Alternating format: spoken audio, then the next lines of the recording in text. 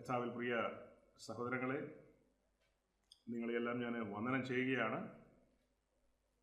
ആഴ്ചയുടെ ഒടുവിൽ എല്ലാ സാറ്റർഡേയും നമ്മൾ ഇത്തരത്തിൽ ഒത്തുകൂടുന്നു. കഴിഞ്ഞ ആഴ്ച ഞാൻ നിങ്ങളോട് സംസാരിക്കാനായിട്ട് കടന്നു വന്നത് ബാംഗ്ലൂരിൽ നിന്നാണ്. എന്നാൽ അതിനുശേഷം ഞാൻ ഗുജറാത്തിലേക്ക് യാത്രയായി. ഇപ്പോൾ ഇന്ത്യയുടെ പടിഞ്ഞാറൻ തീരത്ത് ഗുജറാത്തിലെ പോർബന്ദർ എന്ന് പറയുന്ന സ്ഥലത്തിരുന്നുകൊണ്ടാണ് ഞാൻ സംസാരിക്കുന്നത്. ഇവിടെ നമ്മുടെ പ്രിയ സഹോദരങ്ങൾ പലരുണ്ട്.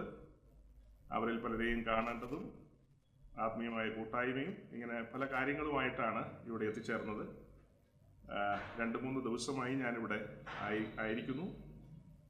കഴിഞ്ഞ 2 ആഴ്ചയും ഞാൻ നിങ്ങളോട് സൂചിപ്പിച്ചിരുന്നു ഇങ്ങനെ ഒരു യാത്ര പോകുന്നെന്ന്.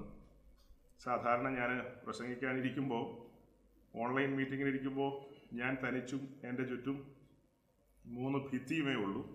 ഇന്ന് പതിവിന് വിരുദ്ധമായി എൻ്റെ മുമ്പിൽ കുറേ സഹോദരങ്ങളുണ്ട്.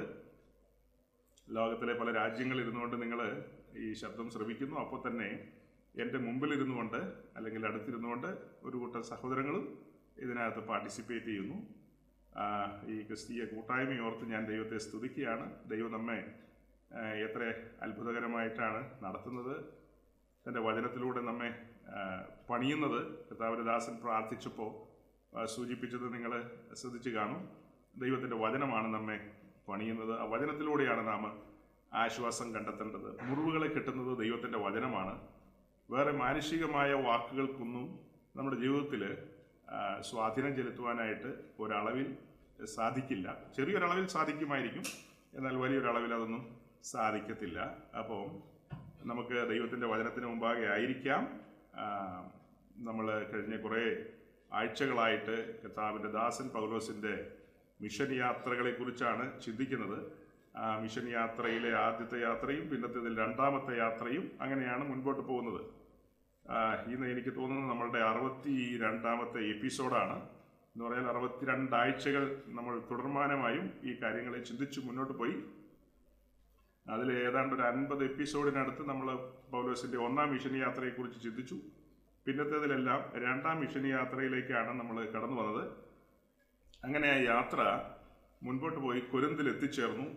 കൊരിന്തിൽ നിന്നുകൊണ്ടാണ് നമ്മൾ സംസാരിച്ചുകൊണ്ടിരിക്കുന്നത്. അപ്പോൾ കൊരിന്തിൽ യഹൂദന്മാരുടെ സിനഗോഗിനടുത്തുള്ള ഒരു ഭവനം, തീത്തോസ് ഈസ്തോസ് എന്ന് പറയുന്ന ഒരു ഭക്തനായ മനുഷ്യൻ്റെ ഭവനം. ആ ഭവനത്തിൽ ഒരു കൂട്ടം ആൾക്കാർ കടന്നു വരുന്നു. അവിടെ ഈ സിനഗോഗിലെ വളരെ ഉത്തരവാദിത്വം വഹിക്കുന്ന ഒരു മനുഷ്യൻ, ക്രിസ്പോസ് എന്ന് പറയുന്ന അദ്ദേഹവും കുടുംബവും ഒക്കെ കടന്നു വന്നിട്ടുണ്ട്. ഇങ്ങനെ അവരുടെ സ്വന്തത്തിലും ചർച്ചയിലും പെട്ട ആളുകളും അയൽവാസികളും ഒക്കെ അവിടെയുണ്ട്. അവിടെ കർത്താവിൻ്റെ ദാസൻ പൗലോസ് സുവിശേഷം അറിയിക്കുന്നു.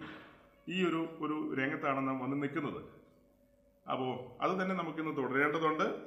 എന്നാൽ ഞാൻ ആദ്യമായി കാണുന്ന ചില പേരുകളും മുഖങ്ങളും ഒക്കെ എനിക്ക് കാണാൻ കഴിയുന്നത്, ഞാൻ സാധാരണ മൊബൈൽ ഫോണിലാണ് ഈ മീറ്റിംഗ് അറേഞ്ച് ചെയ്യുന്നത്. ഇന്ന് ലാപ്ടോപ്പിൻ്റെ മുമ്പിലിരിക്കുന്നതുകൊണ്ട് സ്ക്രീനിൽ ഈ പേരുകളൊക്കെ ഇങ്ങനെ തെളിഞ്ഞു വരുന്നതുകൊണ്ട് എനിക്ക് വളരെ പ്രിയങ്കരായ പല പ്രിയപ്പെട്ടവരും, എനിക്ക് വളരെ വർഷങ്ങളുടെ ബന്ധവും പരിചയവും ഒക്കെയുള്ള ചില പ്രിയപ്പെട്ടവരെയൊക്കെ എനിക്ക് നേരിട്ട് അവരുടെ മുഖങ്ങളും അവരുടെ പേരുകളും ഒക്കെ കാണാൻ കഴിയുന്നു. അത് വളരെ സന്തോഷകരമായ കാര്യമാണ്. അതുപോലെ ഞാൻ അറിയാത്തതും അല്ലെ എന്നെ നേരിട്ട് അറിയാത്തതോ മുൻബന്ധങ്ങളോ ഒന്നും ഇല്ലെങ്കിൽ പോലും ഈ കാര്യങ്ങളൊക്കെ മനസ്സിലാക്കി ഈ കൂട്ടായ്മയിലേക്ക്, ഈ ഓൺലൈൻ കൂട്ടായ്മയിലേക്ക് കടന്നു വന്ന പുതുതായി പല പ്രിയപ്പെട്ടവരുമുണ്ട്.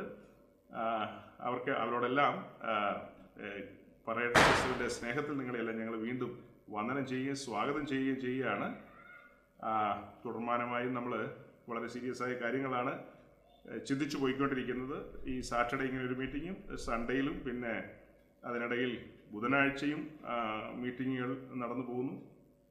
ഈ കഴിഞ്ഞ ദിവസം ഞാൻ ഇവിടെ വ്യാഴാഴ്ചയാണ് എത്തിയത്. അതുകൊണ്ട് ബുധനാഴ്ചത്തെ മീറ്റിങ്ങിൽ എനിക്ക് പങ്കെടുക്കാൻ കഴിഞ്ഞില്ലെങ്കിലും മറ്റൊരു ദൈവദാസൻ ആ കാര്യങ്ങൾ ഭംഗിയായി ചെയ്തു. ഇങ്ങനെയൊക്കെയാണ് മുൻപോട്ട് പോകുന്നത്. അപ്പോൾ സഹോദരങ്ങളെ, നമ്മൾ ചിന്തിച്ചുകൊണ്ടിരിക്കുന്നത് പൗലോസിൻ്റെ 2ാം മിഷൻ യാത്ര, അത് കൊരിന്തിൽ എത്തിച്ചേർന്നു, ഈ കാര്യങ്ങളൊക്കെയാണ്. അപ്പോൾ ഇതിനിടയിൽ തുടക്കത്തിൽ ഒരു കാര്യം പറയാനായിട്ട് എൻ്റെ ഉള്ളിൽ വരുന്നുണ്ട്. പുതുതായിട്ടൊക്കെ കേൾക്കുന്ന സഹോദരങ്ങളോട് സ്നേഹബുദ്ധിയ ഞാൻ ഒരു കാര്യം പറയുകയാണ്. നിങ്ങൾ ഈ കാര്യങ്ങളൊക്കെ ഇങ്ങനെ കേൾക്കുന്നു. പിന്നത്തേതിൽ ഞങ്ങളുടെ മെസ്സേജുകൾ യൂട്യൂബിലുണ്ടെന്ന് പറയാറുണ്ട്. നിങ്ങൾ അതൊക്കെ കേൾക്കുമ്പോൾ ചിലപ്പോൾ നിങ്ങൾക്ക് താല്പര്യവും ആവേശമൊക്കെ തോന്നാം. കൊള്ളാമല്ലോ, തിരക്കേടില്ലല്ലോ എന്നൊക്കെയുള്ള ചിന്തകൾ വരാം. അങ്ങനെ നിങ്ങളിത് മറ്റ് പാസ്റ്റർമാരോടും നിങ്ങളുടെ ലോക്കൽ പാസ്റ്റർമാരോടും ഒക്കെ പോയി പറയുന്നു, ഇങ്ങനെ ഒരു ദേവദാസൻ പ്രസംഗിച്ച പ്രസംഗം ഞങ്ങൾ കേൾക്കുന്നു, അല്ലെ കേട്ടുകൊണ്ടിരിക്കുന്നു, അത് പാസ്റ്ററും കേൾക്കണം എന്നൊക്കെ പറഞ്ഞു കഴിഞ്ഞാൽ ചിലപ്പോൾ വിപ്ലവങ്ങളുണ്ടാവും. അപ്പോൾ അങ്ങനെയുള്ള കാര്യങ്ങളൊക്കെ നിങ്ങൾ വളരെ സൂക്ഷിക്കണം. ഇപ്പോൾ കൊച്ചു കൊച്ചു പ്രതിസന്ധികളൊക്കെ ഉണ്ടായതുകൊണ്ടാണ് ഞാൻ ഈ മുന്നറിയിപ്പ് തരുന്നത്. നിങ്ങൾ കേൾക്കുക, നിങ്ങൾ ശ്രദ്ധിക്കുക, പഠിക്കുക, ധ്യാനിക്കുക, സാവധാനം മറ്റുള്ളവരോട് പറയാൻ ശ്രമിക്കുക. ശുശ്രൂഷകന്മാരോടൊക്കെ പറയുമ്പോൾ ബഹുമാനത്തോടും താഴ്മയോടും സൂക്ഷ്മതയോടും ഒക്കെ പറയാനായിട്ട് ശ്രമിക്കുക. എൻ്റെ ക്രിസ്തീയ ജീവിതത്തിലും വേദപുസ്തകത്തിൻ്റെ ആഴങ്ങളും സത്യങ്ങളും അറിയാതെയൊക്കെ സഞ്ചരിച്ച ഒരു പഴയ കാലമുണ്ട്. എന്നാൽ സ്വർഗത്തിലെ ദൈവം വചനത്തിൻ്റെ ആഴങ്ങളും നിത്യതയെക്കുറിച്ചുള്ള ബോധ്യങ്ങളും സഭയെന്ന മർമ്മവും വെളിപ്പാടുകളും ഒക്കെ ചെറിയൊരളവിൽ തുറന്നു തന്നപ്പോൾ എനിക്കും വളരെ സന്തോഷവും ആനന്ദവും ആവേശവും ഒക്കെ തോന്നിയിട്ട് ഞാൻ പലരോടും പറഞ്ഞിട്ടുണ്ട്. അങ്ങനെ പറഞ്ഞപ്പോൾ പല ആൾക്കാരും അതിനെ വിരോധമായി അവർ സംസാരിക്കാനിടയായിട്ടുണ്ട്. പക്ഷെ അത് ആരും കുറ്റം പറഞ്ഞിട്ട് കാര്യമില്ല. പെട്ടെന്ന് പോയി പറയുമ്പോൾ ഉൾക്കൊള്ളാൻ ഒരു ബുദ്ധിമുട്ടുണ്ടാകും. അതുകൊണ്ട് ഈ പറയുന്ന കാര്യങ്ങൾ കുറച്ചും കൂടി സൂക്ഷിച്ച് പറയുക. എൻ്റെ അനുഭവത്തിൽ നിന്നാണ് പറയുന്നത്. അപ്പോൾ പിന്നെ ഈ ചില പാസ്റ്റർമാരോടൊക്കെ പോയി പറയുമ്പോൾ എൻ്റെ പേരൊക്കെ പറഞ്ഞു കഴിഞ്ഞാൽ അവരാരും അറിയണമെന്നില്ല. അവരന്വേഷിക്കുമ്പോൾ നമ്മൾ ഈ പറയുന്നതും മെസ്സേജുകളും ഒക്കെ അവർ യൂട്യൂബിലൊക്കെ ശ്രദ്ധിക്കുമ്പോൾ അവർക്ക് മനസ്സിലാകുന്നത് അവരിൽ പലരും പറയുന്ന കാര്യങ്ങളുമായിട്ട് പൊരുത്തപ്പെടുന്ന കാര്യങ്ങളല്ല. അത് 100% ഞാൻ നിങ്ങളോട് പറയുകയാണ്. നിങ്ങളിത് പങ്കുവയ്ക്കുമ്പോൾ സൂക്ഷിച്ച് കൈകാര്യം ചെയ്യണം. മറിയ ഹൃദയത്തിൽ സംഗ്രഹിച്ചെന്ന് പറഞ്ഞതുപോലെ കേൾക്കുന്ന കാര്യങ്ങൾ ഹൃദയത്തിൽ സംഗ്രഹിക്കുക, സമയത്ത് പ്രയോഗിക്കുക, അസമയത്ത് പ്രയോഗിക്കാതിരിക്കുക, അസമയത്ത് ആളുകളോട് പറയാതിരിക്കുക, അത് സൂക്ഷിക്കുക. അപ്പം ഞാൻ എൻ്റെ ഒരു ഫെയ്ത്ത് സ്റ്റേറ്റ്മെൻറ്റ് അല്ലെങ്കിൽ എൻ്റെ ഒരു വിശ്വാസ പ്രമാണം ഞാൻ നിങ്ങളോട് പറയുകയാണ്. ഏതെങ്കിലും പാസ്റ്റർമാരൊക്കെ നിങ്ങളോട് ചോദിച്ചു കഴിഞ്ഞാൽ അതിൻ്റെ ഉത്തരം ഇത്രയേ ഉള്ളൂ. ഞാൻ എൻ്റെ പഠിപ്പീരിലെ കാതലായ ഒരു കാര്യമാണ്, നമ്മൾ ഈ ഭൂമിയിൽ അന്യരും പരദേശികളുമാണ് എന്നുള്ളത് വളരെ ഊന്നി പറയുന്നയാളാണ്. ആ കാര്യത്തിൽ തർക്കമില്ല. 62 എപ്പിസോഡ് കഴിഞ്ഞുപോയി. നിങ്ങൾ അതിന് അനുഭവസ്ഥരാണ്. അത് അങ്ങനെ തന്നെ വിശ്വസിക്കുകയും പഠിക്കുകയും പഠിപ്പിക്കുകയും ജീവിക്കുകയും ചെയ്യുകയാണ്. കർത്താവായ യേശുക്രിസ്തുവിൻ്റെ മടങ്ങിവരവും സഭയുടെ ഒരുക്കവും ഈ കാര്യങ്ങളൊക്കെയാണ് നമ്മൾ ഗൗരവമായി ചിന്തിക്കുന്നതും ജനത്തെ പഠിപ്പിക്കുന്നതും. അല്ലാതെ ഇവിടെ എങ്ങനെ ജീവിക്കാം, മീൻസ് ഇവിടെ എങ്ങനെ ധനവാനാകാം, ഇവിടെ എങ്ങനെ ഒരു നമ്മുടെ നാടൻ പെന്തിക്കോസ് ഭാഷയിൽ പറഞ്ഞാൽ എങ്ങനെ ഒരു അനുഗ്രഹിക്കപ്പെട്ട ജീവിതം നയിക്കാം, ഇത്തരം കഥയൊന്നും അല്ല പറയുന്നത്. ഇവിടെ യഥാർത്ഥത്തിൽ വചനമനുസരിച്ച് ജീവിക്കുന്നവരെല്ലാം അനുഗ്രഹിക്കപ്പെട്ടവരാണ്. അതാണ് നമ്മൾ പഠിപ്പിക്കുന്നത്. വചനമനുസരിച്ച് ആരാരെല്ലാം ജീവിക്കുന്നുണ്ടോ, കർത്താവിനെ ഭയപ്പെട്ട് പരിശുദ്ധാത്മാവിനെ അനുസരിച്ച് പിതാവാം ദൈവത്തെ ഭയപ്പെട്ട് യേശുക്രിസ്തുവിന്റെ മടങ്ങിവരവിന് വേണ്ടി ആരാരെല്ലാം നോക്കി പാർക്കുന്നുണ്ടോ അവരെല്ലാം അനുഗ്രഹിക്കപ്പെട്ടവരെന്നാണ് നമ്മൾ പഠിപ്പിക്കുന്നത്. അങ്ങനെ ജീവിക്കുന്ന ആളുകൾ ഒരുപക്ഷെ റോഡ് സൈഡിലെ പുറമ്പോക്കിൽ കിടക്കുന്നവരാകാം. പുറമ്പോക്കിൽ കിടക്കുന്നവർ അനുഗ്രഹിക്കപ്പെട്ടവരെന്ന് പ്രസംഗിക്കുന്നവരാണ് ഞങ്ങൾ. അത് എത്ര പാസ്റ്റർമാർക്ക് ഉൾക്കൊള്ളാൻ കഴിയും? തൃശ്ശൂർ ജില്ലയിലുള്ള പലരും എന്നെ കേട്ടുകൊണ്ടിരിക്കുന്നുണ്ട്. മെജോറിറ്റി തൃശ്ശൂർ ജില്ലക്കാരാണ് കേൾക്കുന്നത്. അപ്പോൾ കൊച്ചു പ്രതിസന്ധി പാസ്റ്റർമാരുണ്ടാക്കിയത് തൃശ്ശൂരിൽ നിന്നാണ്. അപ്പോൾ തൃശ്ശൂർ ജില്ലയിലുള്ള ഏത് പാസ്റ്ററും കേൾക്കുകയാണ് ഞാൻ പറയുന്നത്. ഇവിടെ ദൈവവചനം സത്യസന്ധമായ നിലയിൽ മാറ്റമില്ലാതെ വിളിച്ചു പറയുന്ന ഒരു ദൈവദാസനാണ് ഇന്ന് മീറ്റിംഗ് പ്രാർത്ഥിച്ചാരംഭിച്ചിരിക്കുന്നത്. അവരൊക്കെ എത്ര ശക്തിയുക്തമാണ് നമ്മുടെ മലയാളക്കരയിൽ സത്യവചനത്തിന് വേണ്ടി നിലകൊള്ളുന്നത്. അവരുടെ ഇടയിൽ ഒരു എളിയ ദാസനാണ് ഞാനും ഈ വചനമൊക്കെ ആ നിലയിലാണ് പങ്കുവയ്ക്കുന്നത്. അപ്പോൾ സഹോദരങ്ങളെ, അനിൽ അംബാനിയും മുകേഷ് അംബാനിയും ഇപ്പം ഞങ്ങളിരിക്കുന്ന ഗുജറാത്തിലെ അദാനിയും അവരൊന്നും അനുഗ്രഹിക്കപ്പെട്ടവരല്ല. അവരൊക്കെ ശാപത്തിലാണെന്ന് വിശ്വസിക്കുന്നവരാണ് ഞങ്ങളത് പ്രസംഗിക്കുന്നു. അതേസമയം എൻ്റെ മുമ്പിലിരിക്കുന്ന സാധാരണക്കാരായ മനുഷ്യരാണ്. ഈ സാധാരണക്കാരെ അവരൊക്കെ അനുഗ്രഹിക്കപ്പെട്ടവരാണ്. ടോപ്പിക്കിലേക്ക് ഞാൻ വരാം, വിഷയത്തിലേക്ക് വരുന്നതിന് മുമ്പാണ് എൻ്റെ വിശ്വാസ പ്രമാണമാണ് ഒരളവിൽ പറയുന്നത്. എൻ്റെ പഠിപ്പിക്കലുകൾ, എൻ്റെ ഉപദേശങ്ങൾ, ഞാൻ അനുവർത്തിക്കുന്ന കാര്യങ്ങൾ, എൻ്റെ ചിന്താധാരകൾ, എൻ്റെ വീക്ഷണങ്ങൾ, അതാണ് പബ്ലിക്കായിട്ട് തുറന്നു പറയുന്നത്. അദാനി അനുഗ്രഹിക്കപ്പെട്ടവരല്ലെന്ന് ഞങ്ങൾ തീർത്തു വിശ്വസിക്കുന്നു. അങ്ങനെ ഒരു ഗ്രൂപ്പാണ് ഞങ്ങൾ. അതേസമയം ഞങ്ങളുടെ കൂട്ടത്തിൽ കൂലിപ്പണി ചെയ്യുന്നവരുണ്ട്, പെയിന്റ് അടിക്കാരുണ്ട്, ഓട്ടോറിക്ഷക്കാരുണ്ട്, സാധാരണക്കാരുണ്ട്, നഴ്സുമാരുണ്ട്, ഡോക്ടേഴ്സ് ഉണ്ട്, പലതരക്കാരുണ്ട്. ഡോക്ടർ അനുഗ്രഹിക്കപ്പെട്ടവരും ഞങ്ങളുടെ ഫെലോഷിപ്പിലുള്ള, ഞങ്ങളുടെ എന്ന് പറയുന്നത് തന്നെ തെറ്റാ കേട്ടോ, നമ്മുടെ ഫെലോഷിപ്പ് എന്ന് തന്നെയാണ് പറയേണ്ടത്, എന്നാലും തിരിച്ചറിയാൻ വേണ്ടി അങ്ങ് പറഞ്ഞെന്നുള്ളൂ. അതിനകത്ത് ഈ പറഞ്ഞതുപോലെ മറ്റു ഭവനങ്ങളിൽ ജോലിക്ക് പോകുന്ന സഹോദരിമാരുണ്ട്, അങ്ങനെ പലതരക്കാരുണ്ട്. ഇവരെല്ലാം യേശുക്രിസ്തുവിനെ സ്വന്തം രക്ഷിതാവും കർത്താവുമായി സ്വീകരിച്ച ആ സമയം മുതൽ അനുഗ്രഹിക്കപ്പെട്ട ജീവിതത്തിലേക്ക് കടന്നു. അങ്ങനെ അനുഗ്രഹിക്കപ്പെട്ട ജീവിതത്തിലേക്ക് അവർ കടന്ന് അവരുടെ ജീവിതം ഒരു തിരുനാളം പോലെ കത്തി എരിഞ്ഞുകൊണ്ടിരിക്കുകയാണ്. തിരി കത്തിക്കഴിഞ്ഞാൽ അത് എരിഞ്ഞെരിഞ്ഞ് താഴേക്കാണ് വരുന്നത്, മുകളിലേക്കല്ല പോകുന്നത്. അപ്പോൾ ഈ അന്ധകാര ലോകത്തിന് വെളിച്ചം കൊടുത്തുകൊണ്ട് ഒരു തിരുനാളം എന്ന നിലയിൽ അവരെല്ലാം കത്തിക്കൊണ്ടിരിക്കുന്നു, പ്രകാശം കൊടുത്തുകൊണ്ടിരിക്കുന്നു. ഇതാണ് യഥാർത്ഥ ക്രിസ്ത്യൻ ലൈഫ്. ഇത് മെജോറിറ്റിക്കും മനസ്സിലായിട്ടില്ല. നമ്മൾ കാണുന്ന ഇന്നത്തെ ഈ തലമുറയിലെ വിശ്വാസി സമൂഹം എന്ന് പറയുന്ന ആളുകൾക്ക് ഇത് മനസ്സിലായിട്ടില്ല, അവർക്കിത് പിടികിട്ടിയിട്ടില്ല. അവരെങ്ങനെയൊക്കെയോ ജീവിക്കുന്നു, കത്തോലിക്കയോ ഓർത്തഡോക്സോ മർത്തോമിയോ ഹിന്ദുവോ മുസ്ലിമോ ഒക്കെ ആയിട്ട്. അവിടെയൊക്കെ എന്തെങ്കിലും ജീവിതത്തിൽ പ്രതിസന്ധികളൊക്കെ ഉണ്ടാകുമ്പോൾ, ചിലരുടെ കാര്യമാണ്, എല്ലാവരുടെ കാര്യമല്ല, അവര് പല വഴികൾ തേടും. അപ്പോഴാണ് ചില ആളുകൾ പറയുന്നത് ഇങ്ങനൊരു വഴിയുണ്ട്. ഒരു കൂട്ടം ആൾക്കാർ പ്രാർത്ഥിക്കുന്നവരുണ്ട്, അവരുടെ പ്രാർത്ഥന ഫലിക്കാറുണ്ട്. ചില ആളുകൾ പറയുമല്ലോ, ഇന്ന അമ്പലത്തിൽ പോയാൽ അത് ഫലിക്കുമെന്ന്, അല്ലെങ്കിൽ വേളാങ്കണ്ണിക്ക് പോയാൽ ഫലിക്കും, അല്ലെങ്കിൽ ഇന്ന സിദ്ധൻ കൈകാര്യം ചെയ്താൽ അത് ഫലിക്കും എന്ന് പറയുന്ന പോലെ ആളുകൾ ഇങ്ങനെ പറയാറുണ്ട്, ഇവരുടെ കൂട്ടത്തിൽ പോയാൽ ഫലിക്കും. അപ്പോൾ ഇതിന്റെ ആഴങ്ങളൊന്നും അറിയാത്ത സാധാരണക്കാരായ മനുഷ്യര് കടന്നു വരുമ്പോൾ പാട്ടും പ്രാർത്ഥനയും കൂട്ടായ്മയും ആ ഒരു നല്ല സന്തോഷത്തിൽ മുൻപോട്ട് പോകുന്നു. അപ്പൊ അങ്ങനെ മുൻപോട്ട് പോയി ആളുകള് ഒരളവിൽ, വലിയൊരളവിലല്ല, ഒരു ചെറിയ അളവിൽ കാര്യങ്ങളൊക്കെ കേൾക്കുന്നു. പിന്നെ പെട്ടെന്ന് അവര് സ്നാനപ്പെട്ട് ഈ ഒരു മാർഗത്തിന്റെ ഭാഗമാകുന്നു. അവർ കേൾക്കേണ്ട കാര്യങ്ങളോ കാണേണ്ട കാര്യങ്ങളോ അറിയേണ്ട കാര്യങ്ങളോ ഒന്നും അറിയുന്നില്ല. അതൊന്നും അറിയാതെയാണ് രംഗത്തേക്ക് വരുന്നത്. അപ്പൊ ആ വരുന്ന സമയം മുതൽ അവരാഗ്രഹിക്കുന്ന എന്താണ്? അവരുടെ വിഷയത്തിൽ നിന്നൊരു പരിഹാരം, അവരുടെ വിഷയങ്ങൾക്കൊരു പരിഹാരം, പിന്നെ എന്താ, അവരുടെ നിലയ്ക്ക് ഒരു മാറ്റം, നിലവാരങ്ങൾക്ക് മാറ്റം, ഒരു ഉയർച്ചയൊക്കെ വേണ്ടേ ബ്രദറെ എന്നൊക്കെ ചോദിക്കുന്നത് കേട്ടിട്ടില്ലേ? അപ്പൊ അങ്ങനെ ഒരു ഉയർച്ചയ്ക്കൊക്കെ വേണ്ടിയുള്ള കാത്തിരിപ്പും അങ്ങനത്തെ താല്പര്യങ്ങളും ഇങ്ങനെയൊക്കെയാണ് ആളുകൾ ഇതിൽ സഞ്ചരിക്കുന്നത്. അതിന് ജസ്റ്റ് ഓപ്പോസിറ്റ് ആണ് നമ്മളിപ്പോ പറഞ്ഞത്. Just opposite. ദൈവരാജ്യത്തോടുള്ള ബന്ധത്തിൽ, ദൈവരാജ്യത്തില് ഹൈലി ക്വാളിഫൈഡ് ഡോക്ടേഴ്സ്, സയന്റിസ്റ്റുകൾ, നമ്മുടെ ലോകത്തിൽ പറഞ്ഞപ്പോൾ ഏറ്റവും വലിയ നിലവാരത്തിലുള്ള ചില ആളുകളുടെ പേരുകളാണത്. ഡോക്ടേഴ്സ്, എഞ്ചിനീയേഴ്സ്, അല്ലെങ്കിൽ സയന്റിസ്റ്റുകൾ, പിന്നെ എന്നാ അങ്ങനത്തെ ആ ഒരു റേഞ്ചിലുള്ള ആൾക്കാർ. മറുസൈഡിൽ പറഞ്ഞു കഴിഞ്ഞാൽ ബിൽ ഗേറ്റ്സ്, അദ്ദേഹത്തിന്റെ കുറെ അനന്തരവന്മാര്, പിന്നെ നമ്മുടെ സക്കർബർഗ്, പുള്ളിയുടെ അനന്തരവന്മാര്, പിന്നെ ജെഫ് ബെസോസ് ആൻഡ് ടീംസ്, പിന്നെ നമ്മുടെ ടെസ്ലയുടെ അച്ചായൻ, എലോൺ മസ്ക്, പിന്നെ മറ്റേ അച്ചായൻ, പിന്നെ മറ്റേ പുള്ളിക്കാരി, ഇങ്ങനെ പുള്ളിക്കാരന്മാരും പുള്ളിക്കാരികളും ഒക്കെ ഉണ്ട്.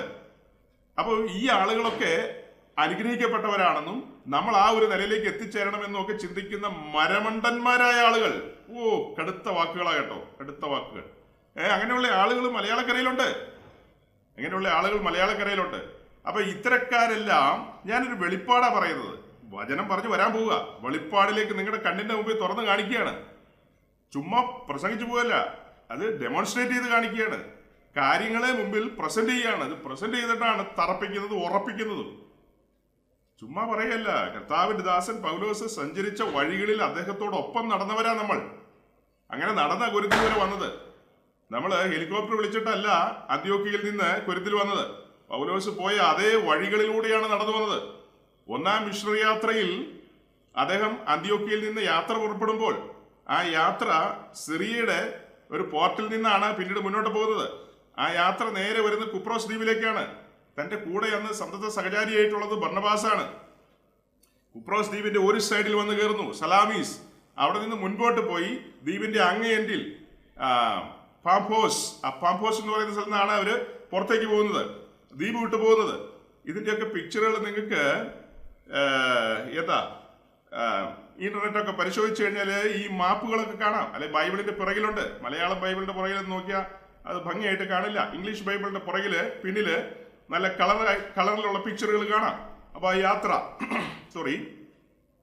അങ്ങനെ അത് പാംപോസിൽ നിന്ന് നീങ്ങി നേരെ കയറി വരുന്നത് മെയിൻലാൻഡിലേക്കാണ്. ആ കയറി വരുന്ന സ്ഥലത്തിന്റെ പേരാണ് പിസിദിയിലെ അന്ത്യോക്യ എന്ന് പറയുന്ന സ്ഥലം. അങ്ങനെയാണ് ഒന്നാം മിഷണറി യാത്ര. അപ്പൊ നമ്മള് കരയിൽ നിന്ന് ആരംഭിച്ച് കടലിലൂടെ സഞ്ചരിച്ച് വീണ്ടും കരയിൽ കടന്നു വന്ന്, അങ്ങനെ കരയിൽ കടന്നു വന്ന് യഹൂദന്മാരുടെ സിനഗോഗുകളിൽ കാര്യങ്ങൾ പറഞ്ഞ് അവിടെ യഹൂദന്മാരുടെ സിനഗോഗിൽ ചെന്ന് കാര്യങ്ങളൊക്കെ പറഞ്ഞെങ്കിലും പിന്നത്തേതിൽ അവരൊക്കെ ഇടയുന്നു, പ്രശ്നങ്ങൾ ഉണ്ടാകുന്നു, അവിടെ കാലിലെ പൊടി തട്ടിക്കളയുന്നു, അങ്ങനെ മുന്നോട്ട് പോകുന്നു. ദർബയില് പർഗയില് എന്നൊക്കെ പറയുന്ന സ്ഥലങ്ങളിലൂടെയൊക്കെ സഞ്ചരിച്ച് ലൂസറയിൽ ചെന്ന് നല്ല ഒന്നാന്തര കല്ലേറ് വാങ്ങുന്നു. ഇതെല്ലാം നമ്മൾ അടുത്ത് നിന്ന് കണ്ടവരാണ്, അകലെ നിന്ന് കണ്ടവരല്ല, അടുത്ത് നിന്ന് കണ്ടതാണ്. സുവിശേഷ നിമിത്തം യാത്ര ചെയ്ത ഈ മനുഷ്യർക്ക് ലഭിക്കുന്ന റിവാർഡുകൾ നമ്മൾ അടുത്ത് നിന്ന് കണ്ടവരാണ്. അങ്ങനെ ആ സഞ്ചാരം മുന്നോട്ട് പോട്ടെ. അതൊക്കെ കഴിഞ്ഞ് അത് അവസാനിപ്പിച്ചിട്ട് എവിടെ നിന്ന് ആരംഭിച്ചോ ആ സ്ഥലത്തേക്ക് അവർ മടങ്ങി വന്നു. അതാണ് അന്ത്യോക്യയിലേക്ക് മടങ്ങി വന്നു. അങ്ങനെ അന്ത്യോക്യയിലേക്ക് മടങ്ങി വന്നിട്ട് പിന്നത്തേതിൽ അവരുടെ ഉള്ളിൽ, അതായത് ഈ യാത്ര പോയത് പൗലോസും ബർന്നബാസും ആണെന്ന് പറഞ്ഞല്ലോ, ഒന്നാം യാത്ര. ആ യാത്രയുടെ ഒരു രീതിയാണ് ഞാൻ പറഞ്ഞത്. രീതി കരയിലൂടെയും കടലിലൂടെയും. കടൽ എന്നൊക്കെ പറയുമ്പോഴത്തേക്കും നമ്മുടെ ഇപ്പോഴത്തെ ഒരു വലിയ സിനിമാ നടന്റെ മോനെ കടലിൽ വെച്ചിട്ട് ഒരു കപ്പലിൽ നിന്ന് പിടിച്ചല്ലോ, അങ്ങനത്തെ കപ്പലൊന്നും അല്ല കേട്ടോ. ഇറ്റലിയിലും അമേരിക്കയിലും സ്വീഡനിലും നോർവേയിലും ഒക്കെ ഉള്ള വലിയ ക്രൂയിസ് ഷിപ്പുകളുണ്ട്. അത്തരം ഷിപ്പുകളൊന്നും അല്ല, ചുമ്മാ പായ്വഞ്ചികള്. ആഴ്ചകൾ ഇരിക്കണം ഈ കടലിൽ ഇതിനകത്ത്. അങ്ങനെ ഈ പായ്വഞ്ചികളിലൂടെയൊക്കെ സഞ്ചരിച്ച് വളരെ കഷ്ടങ്ങൾ സഹിച്ചിട്ടാണ് ഈ ഭൂഖണ്ഡങ്ങളിലേക്ക് കടന്നു വരുന്നത്, ദേശങ്ങളിലേക്ക് കടന്നു വരുന്നത്. അങ്ങനെ ആ സ്ഥലങ്ങളിൽ കടന്നു വന്ന് സുവിശേഷം അറിയിച്ച് മടങ്ങിപ്പോയതിനു ശേഷം ആ ദേശക്കാർക്ക് ഒരു ലേഖനം എഴുതി അയച്ചു. അതാണ് ഗലാത്യ ലേഖനം. ഒന്നാം മിഷൻ യാത്ര പൂർത്തീകരിച്ച് മടങ്ങി അന്ത്യോക്യയിൽ വന്നു. അവിടെ വന്നതിന് ശേഷം ഈ ജനം ചില തെറ്റായ ആശയങ്ങളെ പുൽകിക്കൊണ്ട് തെറ്റായ വഴികളിലൂടെ നടക്കാൻ ശ്രമിച്ചപ്പോൾ താൻ അവർക്കൊരു കത്തയക്കുന്നു. അവരെ ശാസിച്ചുകൊണ്ടും സ്നേഹിച്ചുകൊണ്ടും ഗുണദോഷിച്ചുകൊണ്ടും ചില വെളിപ്പാടുകളും ഒക്കെ പുറത്തിറക്കിക്കൊണ്ടുള്ള ഒരു കത്ത്. അതാണ് നമ്മൾ പറയുന്ന ഗലാത്യ ലേഖനം. അത് നല്ല ഈടുറ്റൊരു ലേഖനമാണ്. ആഴമേറിയ ദൈവശാസ്ത്ര ചിന്തകൾ അതിനകത്തുണ്ട്. ആ ലേഖനത്തിലെ ഒരു വാക്യം എടുത്തുകൊണ്ടാണ് നമ്മൾ 19 എപ്പിസോഡുകൾ മുന്നോട്ട് കൊണ്ടുപോയത്. നിങ്ങളുടെ കണ്ണിന്റെ മുമ്പിൽ ഞാൻ ക്രൂശിക്കപ്പെട്ടവനായ ക്രിസ്തുവിനെ വരച്ചു തന്നിരിക്കേ നിങ്ങളെ ശുദ്രം ചെയ്ത് മയക്കിയവൻ ആരെന്നുള്ളൊരു ചോദ്യമാണ് ഈ കത്തിൽ വരുന്നത്. ഒന്നാം മിഷൻ യാത്ര അവസാനിച്ചു, മടങ്ങി വന്നു. ജനം പിന്നത്തേതിൽ അഥവാ വേഗം വഴിമാറി. അപ്പോൾ ആ ദൈവദാസന്റെ ഉള്ളിലെ നൊമ്പരമാണ് കത്തായിട്ട് വന്നത്. അപ്പൊ അവരെ ക്രമീകരിക്കാൻ ശ്രമിച്ചു. പിന്നെയും കുറെ നാളുകൾ മുന്നോട്ട് പോയി. അത് പോയി കഴിഞ്ഞിട്ട് രണ്ടാം മിഷൻ യാത്ര ആരംഭിക്കുമ്പോൾ ഒരു വാക്യം മുൻപിൽ വരുന്നുണ്ട്. രണ്ടാം മിഷൻ യാത്ര ആരംഭിക്കുകയാണ്. അപ്പോസ്തല പ്രവൃത്തി 15-ാം അധ്യായത്തിന്റെ 35-ാം വാക്യം. ഇതൊക്കെ നമ്മൾ വായിച്ച് മുന്നോട്ട് പോയിട്ട് നാളുകളായി, കൊരിന്തിൽ എത്തിച്ചേർന്നു. പക്ഷെ ഇന്ന് ഞാൻ വീണ്ടും അപ്പോസ്തല പ്രവൃത്തി 15-ാം അധ്യായത്തിന്റെ 35-ാം വാക്യം വായിക്കുകയാണ്. പുതുതായി പല സഹോദരങ്ങളും കേൾക്കുന്നു എന്ന കാരണത്താൽ ആക്ട്സ് ചാപ്റ്റർ 15 വേഴ്സ് 35 ആ വാക്യം നമുക്കൊന്ന് വായിക്കാം.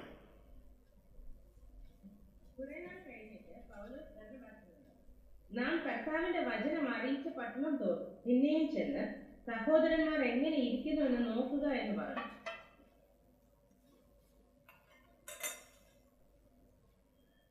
നമ്മളിങ്ങനെ സംസാരിച്ചു പോകുമ്പോൾ എല്ലാ കാര്യങ്ങളും നമുക്ക് മെസ്സേജിൽ കൊണ്ടുവരാൻ കഴിയില്ല. മിനിമം കാര്യങ്ങളെ പറയാൻ കഴിയും. അതിന്റെ ബാലൻസ് നിങ്ങൾ കണ്ടെത്തണം സഹോദരങ്ങളെ. അതിന്റെ ബാലൻസ് ഒക്കെ കണ്ടെത്തണം. ആ വാക്യങ്ങളിൽ നിന്ന്, അതിന്റെ കോണ്ടസ്റ്റിൽ നിന്ന്, ആ പശ്ചാത്തലത്തിലേക്ക് ഇറങ്ങിപ്പോയി കാര്യങ്ങളെ മനസ്സിലാക്കാനായിട്ട് പരിശ്രമിക്കണം. അപ്പോൾ ചില നാളുകൾ ഇവര് മിഷൻ യാത്രയിൽ കടന്നുപോയി. ഗലാത്യയുടെ പ്രദേശങ്ങൾ, അതിന് ചുറ്റുപാടുമുള്ള പ്രദേശങ്ങളിൽ പോയാണ് സുവിശേഷം അറിയിച്ചത്. പിന്നീട് മടങ്ങി വന്നു. പിന്നീടുണ്ടായ ഇൻസിഡൻസ് അതൊക്കെ പറഞ്ഞു. അത് കഴിഞ്ഞിട്ട് ഒന്നുകൂടെ വായിച്ച സഹോദരി. കുറെ നാൾ കഴിഞ്ഞിട്ട് പൗലോസ് ബർന്നബാസിനോട് നാം കർത്താവിന്റെ വചനം അറിയിച്ച് പട്ടണം തോറും പിന്നെയും ചെന്ന് സഹോദരന്മാർ എങ്ങനെ ഇരിക്കുന്നു എന്ന് നോക്കുക എന്ന് പറഞ്ഞു. നമുക്ക് കൊരിന്തിലേക്കൊന്ന് പോകണം, മക്കദോനിയയിലേക്കൊന്ന് പോകണം, പിന്നെ തെസ്സലോനിക്കയിലേക്കൊന്ന് പോകണം, ബറോവയിലേക്കൊന്ന് പോകണം. അരിയോവ കുന്നി നിന്നുകൊണ്ട് എനിക്കൊരു പ്രസംഗിക്കണം. ഇങ്ങനെയൊന്നും പൗലോസ് പറഞ്ഞില്ല, ഇങ്ങനെയൊന്നും ചിന്തിച്ചു പോലുമില്ല. സ്വപ്നത്തിന്റെ കോണുകളിൽ പോലും അങ്ങനെ ഒരു ചിന്ത അവർക്കില്ല. അവരുടെ ചിന്ത എന്താ? തങ്ങളൊരു യാത്ര പോയിരുന്നു, ഒരു കൂട്ടം മനുഷ്യരെ ക്രിസ്തുവിന്റെ സ്നേഹത്തിലേക്ക് അടുപ്പിച്ചിരുന്നു, ദൈവരാജ്യത്തിലേക്ക് കൈപിടിച്ചു കൊണ്ടുവന്നിരുന്നു. ആ കൊണ്ടുവന്ന ആളുകളെ അന്നത്തെ സമയത്ത്, ആ സുവിശേഷം പറഞ്ഞ സമയത്ത് തന്നെ അവരെ പിതാവിന്റെയും പുത്രന്റെയും പരിശുദ്ധാത്മാവിന്റെയും നാമത്തിൽ മാമോദീസയൊക്കെ നന്നായിട്ട് മുക്കിയെടുത്തതാ. അങ്ങനെ അവര് ദേവദാസന്റെ കൂടെയൊക്കെ ഇരുന്ന് കാത്തിരുന്ന് ആത്മസ്നാനമൊക്കെ പ്രാപിച്ച് യോഗ്യന്മാരായിരുന്ന മനുഷ്യരാണ്. അവർക്കാണ് പിന്നത്തേതിൽ ഗലാത്യ ലേഖനമൊക്കെ എഴുതിയത്. വിഷയങ്ങൾ ഞാനിപ്പോൾ പറഞ്ഞു കഴിഞ്ഞുള്ളൂ. എന്നാൽ കുറച്ചും കൂടി മുന്നോട്ട് പോയപ്പോഴാണ് ഈ വാക്യത്തിൽ നമ്മളിപ്പോൾ വായിക്കുന്നത്, ഈ പറയപ്പെട്ട ജനമൊക്കെ എങ്ങനെ ഇരിക്കുന്നു എന്നറിയാൻ വേണ്ടിയിട്ട് നമുക്ക് ആ സ്ഥലങ്ങളിലേക്ക് ഒന്നുകൂടി ഒന്ന് പോകാം എന്നാണ് പറയുന്നത്. അല്ലാതെ സ്വപ്നത്തിന്റെ കോണിൽ മക്കദോനിയോ അഥവാ മാസിഡോണിയോ അഖായോ കൊരിന്തോ ഒന്നുമില്ല. അത്രയേ ഉള്ളൂ. ആ ഒരു ബൗണ്ടറി, അവരുടെ ഒന്നാം യാത്രയിലെ ബൗണ്ടറി, ആ ബൗണ്ടറിക്കുള്ളിൽ നിൽക്കുന്നു. പിന്നെ മനസ്സിൽ കാണും ഈ ആസിയും ചുറ്റുപാടുമുള്ള ദേശങ്ങൾ, അതായത് അവിടുത്തെ പ്രധാന ചില പ്രൊവിൻസുകൾ പറഞ്ഞാൽ കപ്പദോക്കിയ, പിന്നെ കിലിക്കിയ, ഫ്രുഗിയ, ഗലാത്തിയ, ബിഥുന്യ, ആസിയ, ഇങ്ങനെയാണ് ആ ദേശത്തെ ഡിവൈഡ് ചെയ്ത് വെച്ചിരിക്കുന്നത്. അപ്പൊ ഈ സ്ഥലങ്ങളിലൂടെയൊക്കെ ഒന്ന് പോകാം എന്ന് മാത്രമേ ചിന്തിച്ചിട്ടുള്ളൂ. കഴിഞ്ഞ തവണ പോയ സ്ഥലങ്ങളിൽ നിന്ന് കോഴഞ്ചേരി വരെ പോയതാ കഴിഞ്ഞ തവണ. ശരി, പമ്പയാറൊന്ന് മുറിച്ച് കടന്ന് അങ്ങ് പത്തനംതിട്ടയ്ക്കും പിന്നെ റാന്നി വരെയൊക്കെ ഒന്ന് പോകാം എന്നൊക്കെ ചിലപ്പോൾ മനസ്സിൽ ചിന്തിച്ചു കാണും. അതല്ലാതെ അത് വിട്ടിട്ട് മലയും കയറി അങ്ങ് പോകുന്ന കാര്യമൊന്നും ഒരിക്കലും സ്വപ്നത്തിൽ ചിന്തിച്ചിട്ടില്ല. എന്ന് പറഞ്ഞതുപോലെ 15-ാം അധ്യായത്തിന്റെ 35-ാം വാക്യത്തിലെ ഒരു പൊരുള് പിടികിട്ടിയില്ലേ? ഇവരുടെ ഉള്ളിലെ ചിന്ത എന്ന് പറയുന്നത് ഈ ഒന്നാം യാത്രയിലെ സ്ഥലങ്ങളിൽ ഒതുങ്ങുകയാണ്. എന്നാൽ അവർ മുൻപോട്ട് പോയതിനു ശേഷം പിന്നത്തേതിൽ ഒരിക്കലും ചിന്തിക്കുന്നില്ലെന്നേ. ചിന്തിക്കാത്ത രീതിയിലാണ് കാര്യങ്ങൾ മാറി മറിയുന്നത്. ചിന്തിക്കാത്ത രീതിയിൽ അവരെന്താ ചിന്തിക്കുന്നത്? ഈ സ്ഥലങ്ങളിൽ ഒന്നുകൂടെ പോകണം. നമ്മുടെ പ്രിയപ്പെട്ടവർ, കർത്താവിന്റെ വിശുദ്ധന്മാർ, അവരെങ്ങനെ ഇരിക്കുന്നു? അവർ പറക്കാൻ തയ്യാറാണോ? കാഹളം കേൾക്കാൻ പാകത്തിൽ അവരുടെ കാതുകൾ സജ്ജമാണോ? എന്നൊക്കെയുള്ള കാര്യങ്ങളൊന്ന് കണ്ടു കേട്ട് വരണം. കൂട്ടായ്മ ആചരിക്കണം. ചിലരെ തട്ടി ഉണർത്തേണ്ടതുണ്ട്, ചിലരെ ബലപ്പെടുത്തേണ്ടതുണ്ട്. ഈ കാര്യങ്ങൾക്കൊക്കെ വേണ്ടി പോകണമെന്ന് മാത്രമാണ് ചിന്തിക്കുന്നത്. അതിലപ്പുറം കടന്ന് ചിന്തിക്കുന്നില്ല. എന്നാൽ ചരിത്രം നമ്മുടെ മുമ്പിലുണ്ട്. ചരിത്രം എന്താ? ആ യാത്ര മുൻപോട്ട് വന്നിട്ട് ആസിയിലേക്ക് കടക്കാൻ പ്ലാൻ ചെയ്തു. പിന്നത്തേതിൽ ബിഥുന്യയ്ക്ക് പോകാൻ പ്ലാൻ ചെയ്തു. പരിശുദ്ധാത്മാവ് വിലക്കി, സമ്മതിച്ചില്ല. ആ രാത്രിയിൽ ത്രോവോസിൽ വെച്ച് ഒരു ദർശനം കൊടുക്കുന്നു. ദർശനമാണ് മക്കദോനിയ ദർശനം. ഒരു മാസിഡോണിയൻ കോൾ എന്ന് നമ്മൾ പറയും. മാസിഡോണിയയിലേക്ക്, മക്കദോനിയയിലേക്കുള്ള ഒരു വിളി സ്വപ്നത്തിൽ ചിന്തിച്ച കാര്യമല്ല. ഇതാണ് ക്രിസ്ത്യൻ ലൈഫ്. എന്നെ കേൾക്കുന്ന എത്ര പേർക്ക് ഇതൊക്കെ മനസ്സിലാകുന്നുണ്ട്? ഇതാണ് ക്രിസ്തീയ ജീവിതം. ഇതാണ് അസൽ ക്രിസ്തീയ ജീവിതം. ഇതിന് തത്തുല്യമായൊരു വാക്യം യോഹന്നാന്റെ സുവിശേഷത്തിലുണ്ട്, 3-ാം അധ്യായത്തില്. ഈ ഓൺലൈനിൽ ശ്രമിക്കുന്ന ആരെങ്കിലും, എന്റെ മുമ്പിൽ ഇരിക്കുന്നവരല്ല, ഓൺലൈനിൽ കേൾക്കുന്ന ആരെങ്കിലും 3-ാം അധ്യായത്തിലെ ആ വാക്യം വായിക്കാമോ? വാക്യം ഞാൻ പറഞ്ഞു തരില്ല. പുതുതായിട്ട് കേൾക്കുന്ന ആളുകൾ ഓർക്കും ഇത് എന്ത് സൈസ് പാസ്റ്ററാന്ന്. നാളുകളായിട്ട് എന്നെ കേൾക്കുന്നവർക്കറിയാം ഇത് ഒരു പ്രത്യേകതരം ഓൺലൈൻ മീറ്റിംഗ് ആണ്, പ്രത്യേകതരം പാസ്റ്ററാണ്, പ്രത്യേകതരം ആൾക്കാരാണ് കേൾവിക്കാരെന്ന്. വാക്യമൊന്നും പറയില്ല.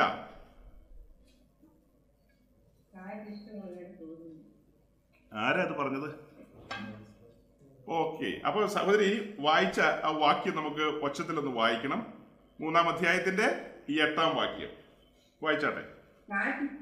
തോന്നുന്നു, അതിന്റെ ശബ്ദം നീ കേൾക്കുന്നു, എങ്കിലും അത് എവിടെ നിന്ന് വരുന്നുവെന്നും എവിടേക്ക് പോകുന്നുവെന്നും അറിയുന്നില്ല.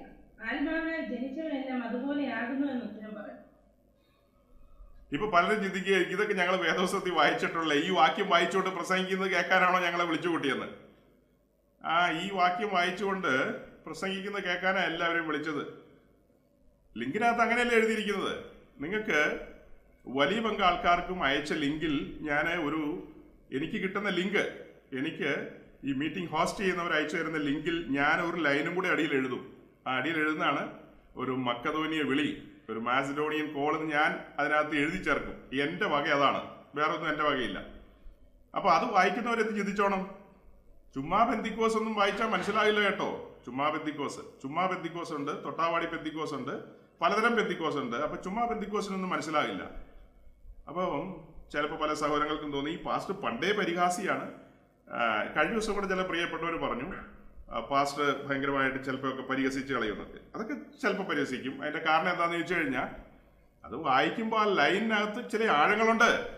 മക്കദോന്യ എന്ന് പറയുമ്പോൾ ഒരു 3 വർഷത്തിന് മുകളിൽ വിശ്വാസ ജീവിതം നയിച്ചവര്, 3 വർഷമൊക്കെ ആയവരെ നമുക്കൊരു ചെറിയ എക്സ്ക്യൂസ് തരിക കേട്ടോ.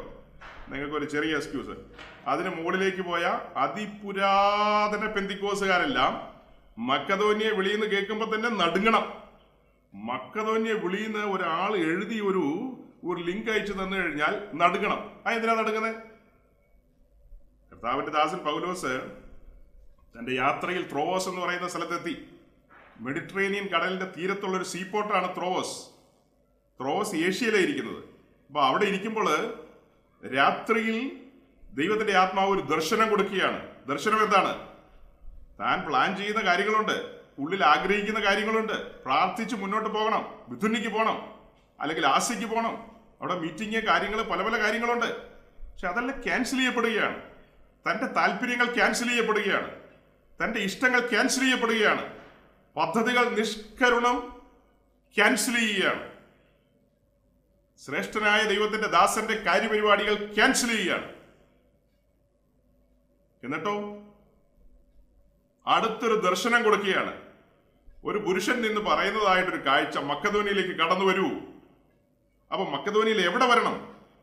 2 എവിടെ കിടക്കും? എവിടെ ആരംഭിക്കും? എങ്ങനെ ആരംഭിക്കും? ആര് സപ്പോർട്ട് ചെയ്യും? ഇതൊക്കെ വലിയ ചോദ്യങ്ങളാണ്. പാസ്റ്റർ പോളാണ് ഈ ദർശനം കാണുന്നത്. അപ്പൊ പാസ്റ്റർമാര് ദർശനം കണ്ടത് പരമാർത്ഥമാണെങ്കിൽ, ഞാൻ ഇങ്ങനെയൊക്കെ പറയുന്നതുകൊണ്ടാണ് ഈ പാസ്റ്റർമാരെല്ലാം എന്റെ ശത്രുക്കളായി മാറുന്നത്. ഒരു ഇച്ചിരി സോപ്പും ഒരു ഇച്ചിരി തേനും ഒക്കെ പുരട്ടി പറയുകയാണെങ്കിൽ ആളുകളൊക്കെ നല്ല പാസ്റ്ററാ, എല്ലാവരും പ്രസംഗിക്കുന്ന രീതിയിൽ പറയുമെന്ന് പറയും. അപ്പൊ ഞാൻ ഇതിനകത്തൊരു കൊച്ചു പരിഹാസം പോലെ ഒക്കെ വെച്ചിട്ടാ പറയുള്ളൂ.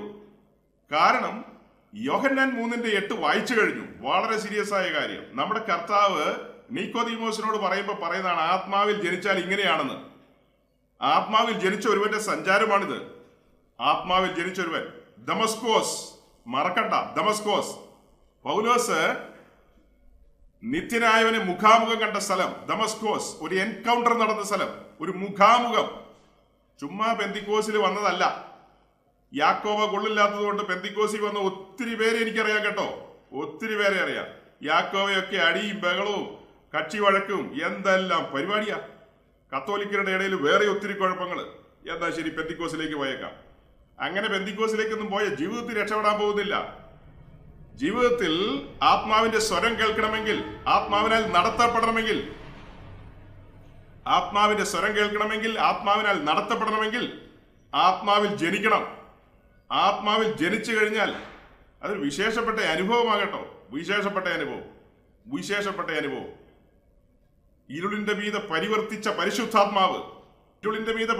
പരിശുദ്ധാത്മാവ്, ഡിസോർഡറായി കിടന്ന ഭൂമിയെ, പാഴും ശൂന്യമായി കിടന്ന ഭൂമിയെ പരിവർത്തിച്ച് പുനഃക്രമീകരിച്ച് ഈ കാണുന്ന നിലയിലേക്ക് കൊണ്ടുവന്ന പരിശുദ്ധാത്മാവ് നമ്മുടെ ജീവിതത്തിലേക്ക് കടന്നു വന്ന് നമ്മെ നയിക്കാൻ ആരംഭിക്കുന്ന ഒരു നിമിഷമാണ് വീണ്ടും ജനനത്തിൽ സംഭവിക്കുന്നത്. വീണ്ടും ജനനം നിർബന്ധമാണ്. ചുമ്മാ ഈ കൂടിത്താമസങ്ങളുണ്ടല്ലോ, കൂടിത്താമസം.